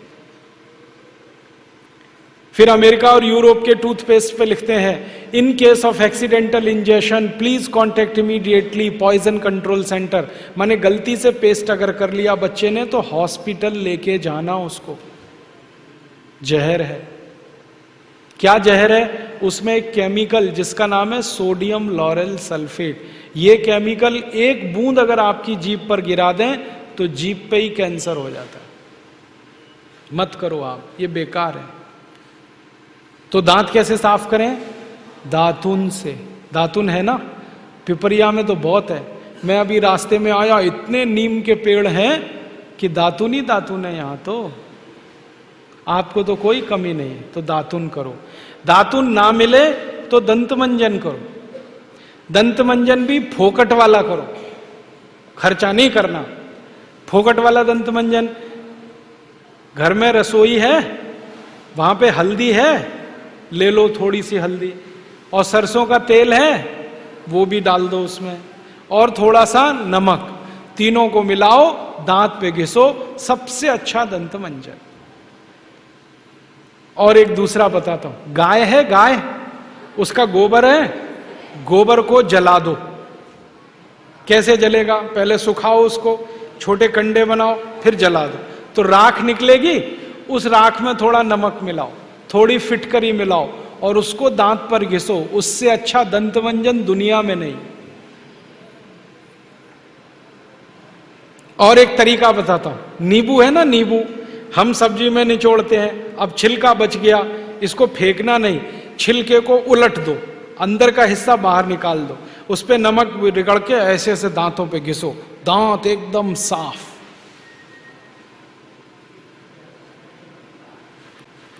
और एक दो बात बताता हूं, जिनके दांत पीले हो गए, आम का पेड़ देखा, उसका पत्ता तोड़ लो, आम के पेड़ के पत्ते को चबाओ थोड़ी देर, चबाने के बाद वो चटनी जैसा होगा, लुगदी बनेगी, उसको दांतों पे रगड़ दो, दांत एकदम किटकिट करने लगते हैं, एकदम साफ। ये सब फोकट का इलाज है कि नहीं? और नहीं तो कोई खरीदना है तो दंतमंजन खरीद लो, बाजार में बहुत मिलते हैं, लाल दंतमंजन, काला दंतमंजन, वीको वज्रदंती। अब तो स्वामी जी का भी दंतमंजन आता है, दिव्य योग दंतमंजन, वो ही ले लो। आप वो लोगे तो आपका पैसा कम से कम स्वामी जी के ट्रस्ट में जाएगा, उसी से हम ये सब काम कर रहे हैं। तो या तो दातुन करो, नहीं तो दंतमंजन। टूथपेस्ट बंद, टूथब्रश बंद। अब एक जानकारी और देता हूं आपको, ये जो टूथपेस्ट होते हैं ना, कॉलगेट, क्लोजअप, पेप्सोडेंट, सिबाका, ये ज्यादातर टूथपेस्ट बनते हैं मरे हुए जानवरों की हड्डियों से। हमारे देश में हजारों कत्ल खाने चलते हैं, वहां गाय बैल भैंस को काटते हैं, उनका मांस बाजार में बिकता है, उन जानवरों की हड्डियों को टूथपेस्ट बनाने वाली कंपनियां खरीदती हैं, हड्डियों को धूप में सुखाते हैं, बोन क्रशर में डालकर पाउडर बनाते हैं, फिर उसी से पेस्ट बनता है, फिर उसी को हम मुंह में लगाते हैं रोज सवेरे ही सवेरे। और जिस दिन उपवास होता है तो जरूर भगवान की पूजा करते हैं, सवेरे सवेरे हड्डियों का चूरा मुंह में लगाते हैं। अभी कैसे प्रसन्न होंगे भगवान बताओ?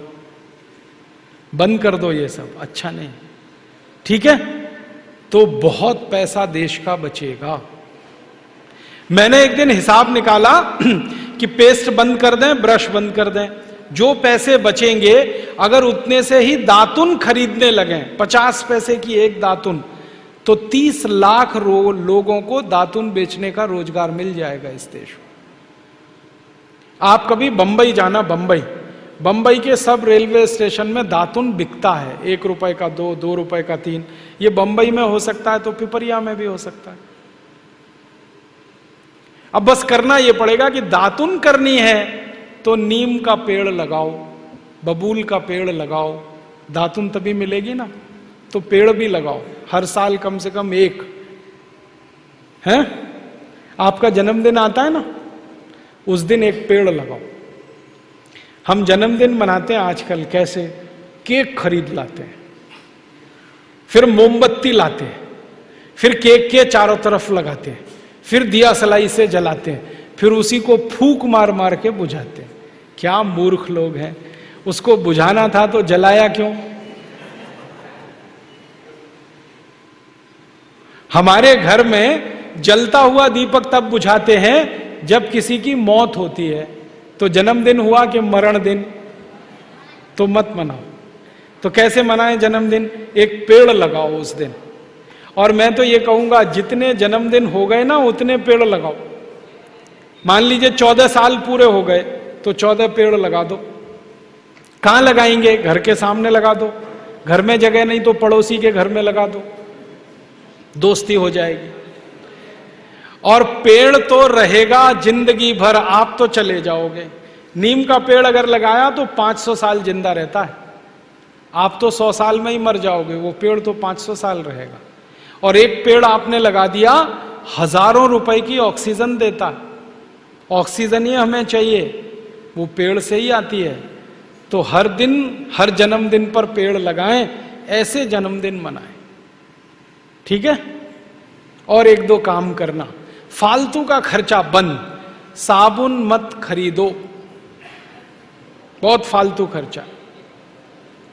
एक साबुन 15 रुपए का 100 ग्राम आता है, 150 रुपए किलो।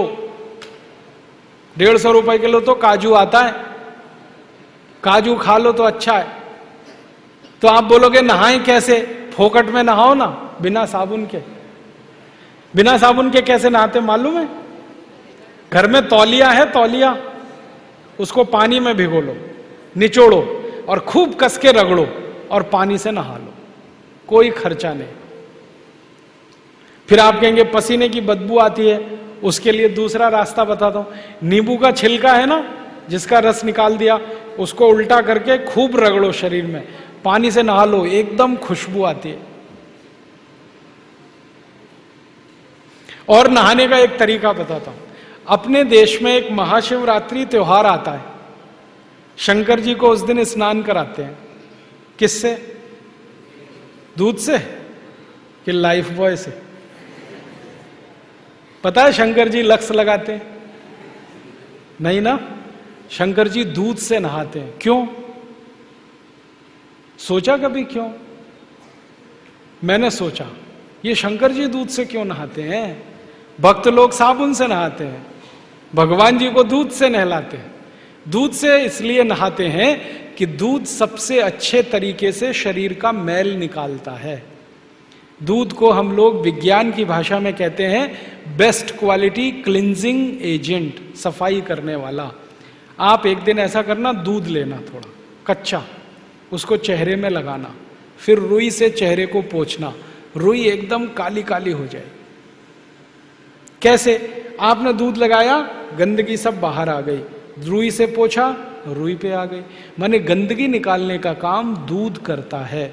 तो शरीर में भी दूध लगाएं, गंदगी निकल जाएगी। समझ में आया? अपने भारत में किसी बुजुर्ग के पांव छुओ तो क्या कहते हैं? दूधो नहाओ। कभी किसी ने यह कहा लक्स लगाओ पूतों फलो? कहा किसी ने? नहीं। सब लोग कहते हैं दूधो नहाओ। तो मान तो लो उनकी बात, दूध से नहाओ।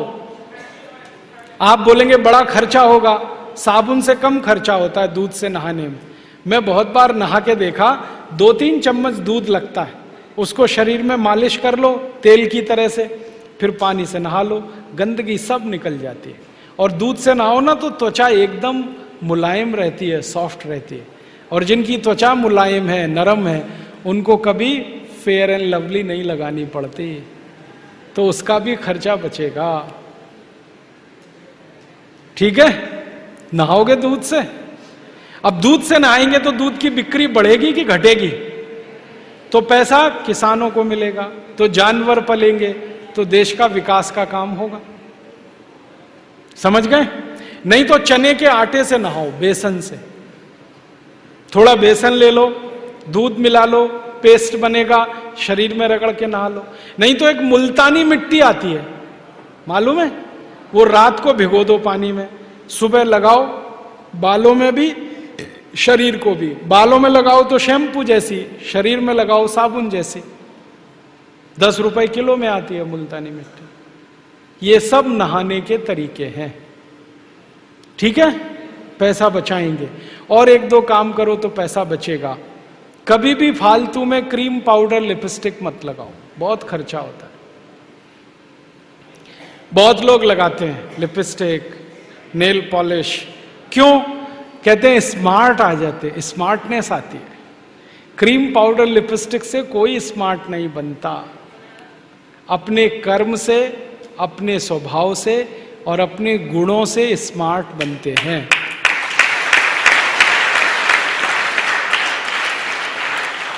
कोई नहीं बनता क्रीम पाउडर लिपस्टिक से। फालतू में मत खर्चा करो, बहुत फालतू खर्चा है। और पाउडर वाउडर भी मत लगाओ। आप बोलेंगे क्यों? हम जब पाउडर लगाते हैं ना तो शरीर के छोटे छोटे रोम छिद्र हैं, पसीना निकालने वाले, वो सब बंद हो जाते हैं, पाउडर भर जाता है उनमें, फिर बीमारी शुरू हो जाएगी। जो ज्यादा पाउडर लगाएंगे कील मुहासे भी उनको ही आते हैं, क्योंकि कील मुहासे का कचरा निकलने के लिए जो छिद्र हैं वो बंद हो जाते हैं। मत लगाओ। तो फालतू खर्चा नहीं करना। अपने को सवेरे से शाम तक ये देखना कहां कहां खर्चा बचा सकते हैं।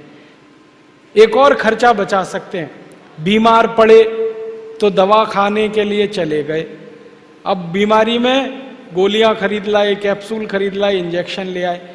मेरा ये कहना है कि बीमार पड़ो तो रसोई घर की दवा कर लो, खर्चा नहीं है ज्यादा।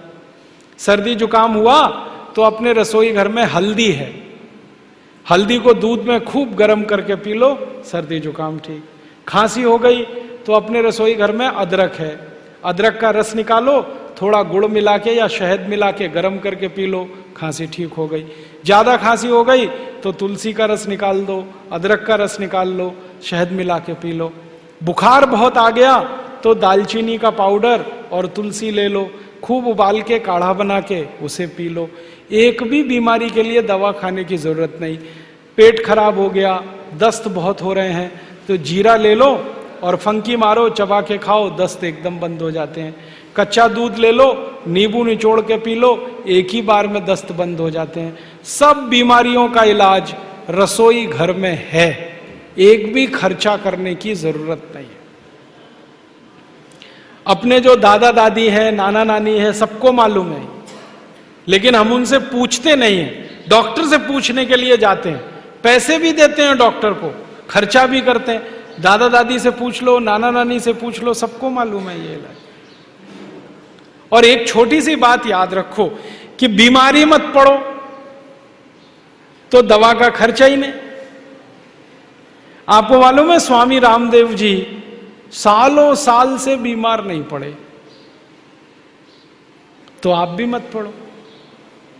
वो क्या करते हैं? रोज प्राणायाम करते हैं, योग करते हैं, आप भी कर लो। थोड़ी देर प्राणायाम कर लिया करो, सीखना है तो सिखाने वाले यहाँ योग शिक्षक हैं। प्राणायाम सीख लो थोड़ा, 15-20 मिनट भी अगर रोज कर लिया, आधा घंटे करें तो बहुत अच्छा है, 15-20 मिनट भी रोज कर लें तो बीमारी नहीं आती। बीमारी नहीं आएगी, दवा का खर्चा नहीं, दवा का खर्चा बचेगा तो देश का पैसा बचेगा। एक दिन हमने हिसाब निकाला, सब लोग बीमार पड़ना बंद करें तो 6 लाख करोड़ रुपए देश का बचता है। जिस घर पर कर्ज होता है ना, उसका एक एक पैसा बचाना चाहिए। देश पर कर्ज हो गया है, देश का पैसा बचाना चाहिए। और बीमार ना पड़े उसके लिए 4 मोटी मोटी बातें हमेशा याद रखना। मैं उनका पालन करता हूं, आप भी करना। योग प्राणायाम रोज करना। खाना खाने के बाद पानी नहीं पीना कभी भी, 1 घंटे बाद पीना, कभी बीमार नहीं पड़ोगे। क्योंकि हम जो खाना खाते हैं ना, उसका पाचन होना बहुत जरूरी है। खाने को पचाने के लिए पेट में अग्नि जलती है, उसको जठर अग्नि कहते हैं। खाना खाते ही वो जलना शुरू हो जाती है। हम गटागट पानी पी लेते हैं, वो अग्नि शांत हो जाती है, फिर खाना पचता नहीं, फिर खाना सड़ता है, और सड़ा हुआ खाना सैकड़ों बीमारियां पैदा करता है। इसलिए खाने के बाद पानी मत पियो 1 घंटे तक। और पानी को जब भी पियो तो घूट घूट भर के पियो, थोड़ा थोड़ा। क्यों? मुंह में लार बनती है ना, ये पानी में मिलके पेट में जानी चाहिए। मुंह की लार जो है ना, क्षारीय है, पेट में अम्ल बनता है। क्षार और अम्ल दोनों मिलें तो एक दूसरे को न्यूट्रल कर देते हैं। जिनका पेट न्यूट्रल होता है वो कभी बीमार नहीं पड़ते। इसलिए पानी घूट घूट पियो। तीसरा तक काम करो, कभी भी ठंडा पानी मत पियो। हमेशा पानी सादा या गुनगुना पानी पियो। फ्रिज का पानी मत पियो, क्योंकि ठंडा पानी पीते ही गड़बड़ होती है। हमारा पेट गर्म है, पानी हमने ठंडा पी लिया, अब पानी को गर्म करना पड़ता है पेट में। उसके लिए खून की जरूरत पड़ती है। सारे शरीर का खून पेट में आ जाता है तो शरीर के दूसरे अंगों को खून की कमी पड़ती है, उसके कारण शरीर के अंग खराब होते हैं। इसलिए ठंडा पानी मत पियो, सादा पानी पियो, मिट्टी के घड़े का पी सकते हैं। और आखिरी नियम है, सवेरे सवेरे सोकर उठो, सबसे पहले पानी पियो। मुंह धोने से पहले पानी पियो, संडास जाने से पहले, टॉयलेट जाने से पहले पानी पियो। पानी पिए के अगर आप टॉयलेट जाओगे, पेट एकदम से साफ होगा। और जिनका पेट एक बार सुबह साफ होता है वो बीमार नहीं पड़ते। आप जानवरों को देखो, जानवर जब खाना खाते हैं ना, कोई पानी नहीं पीता, हमेशा 3-4 घंटे के बाद पानी पीते हैं। चिड़िया भी दाना चुगती है सुबह सुबह, पानी पीती है 10-11 बजे। पक्षी और पशु सब पानी खाने के 2-3 घंटे बाद पीते हैं। और कोई पशु पक्षी ठंडा पानी नहीं पीता, बर्फ नहीं खाता, आइसक्रीम नहीं खाता। आप क्यों खा रहे हो? नहीं खाना, गला खराब होता है। फालतू खर्चा कम करो, पैसे बचा के स्वस्थ रहो। हम स्वस्थ रहेंगे, परिवार स्वस्थ रहेगा, देश स्वस्थ रहेगा, 6 लाख करोड़ रुपया बचेगा। और मैंने सवेरे से शाम तक का हिसाब बताया। चाय कॉफी बंद करें, टूथपेस्ट बंद करें, साबुन वगैरह विदेशी ना लगाएं, तो इसमें 2,32,000 करोड़ का खर्च बचता है। अब 6 लाख करोड़ दवा से बचा लें, 2,32,000 करोड़ इससे बचा लें, 3-4 साल में इतनी बचत हम कर सकते हैं कि कर्ज पूरा चुका सकते हैं। और कर्ज चुक गया तो रुपया और डॉलर बराबर हो जाएगा, 1 रुपया 1 डॉलर। फिर हम अमेरिका को 1 रुपए का माल बेचेंगे तो 1 डॉलर आएगा, 50 रुपए का नहीं बेचना पड़ेगा। हमारी आमदनी पूरे देश की रुपया डॉलर बराबर होते ही 50 गुनी आमदनी बढ़ जाएगी देश की, जिसको हम एक्सपोर्ट इनकम कहते हैं, निर्यात की आमदनी कहते हैं। और जिस देश की आमदनी 50 गुनी बढ़ जाए और जिस देश का खर्चा 50 गुना कम हो जाए, वो देश तो सोने की चिड़िया अपने आप हो जाएगा। बात समझ में आई? तो यही सब बातें कहकर मैं आपका आभार व्यक्त करता हूं, धन्यवाद देता हूं। आपने इतना सब धीरज और शांति से सुना। अगर ये बातें आप दूसरों को सुनाएंगे तो और भी आभारी रहूंगा। एक चलते चलते छोटी बात किसानों के लिए कहना चाहता हूं। अगर यहाँ कोई किसान भाई हैं, खेती करते हैं, तो उनसे मेरा निवेदन है कि वो भी खर्चा घटाएं, अपना खेती का खर्चा घटाएं।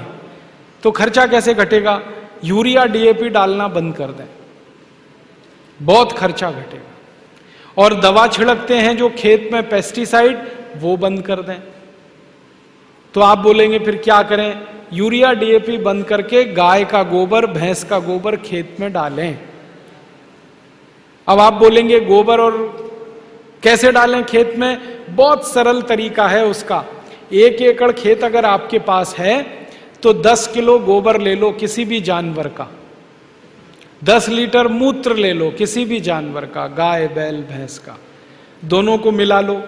उसमें 1 किलो गुड़ डाल दो, गुड़, और 1 किलो दाल का आटा, और 1 किलो मिट्टी, खेत की मिट्टी, मेड़ की हो तो बहुत अच्छा।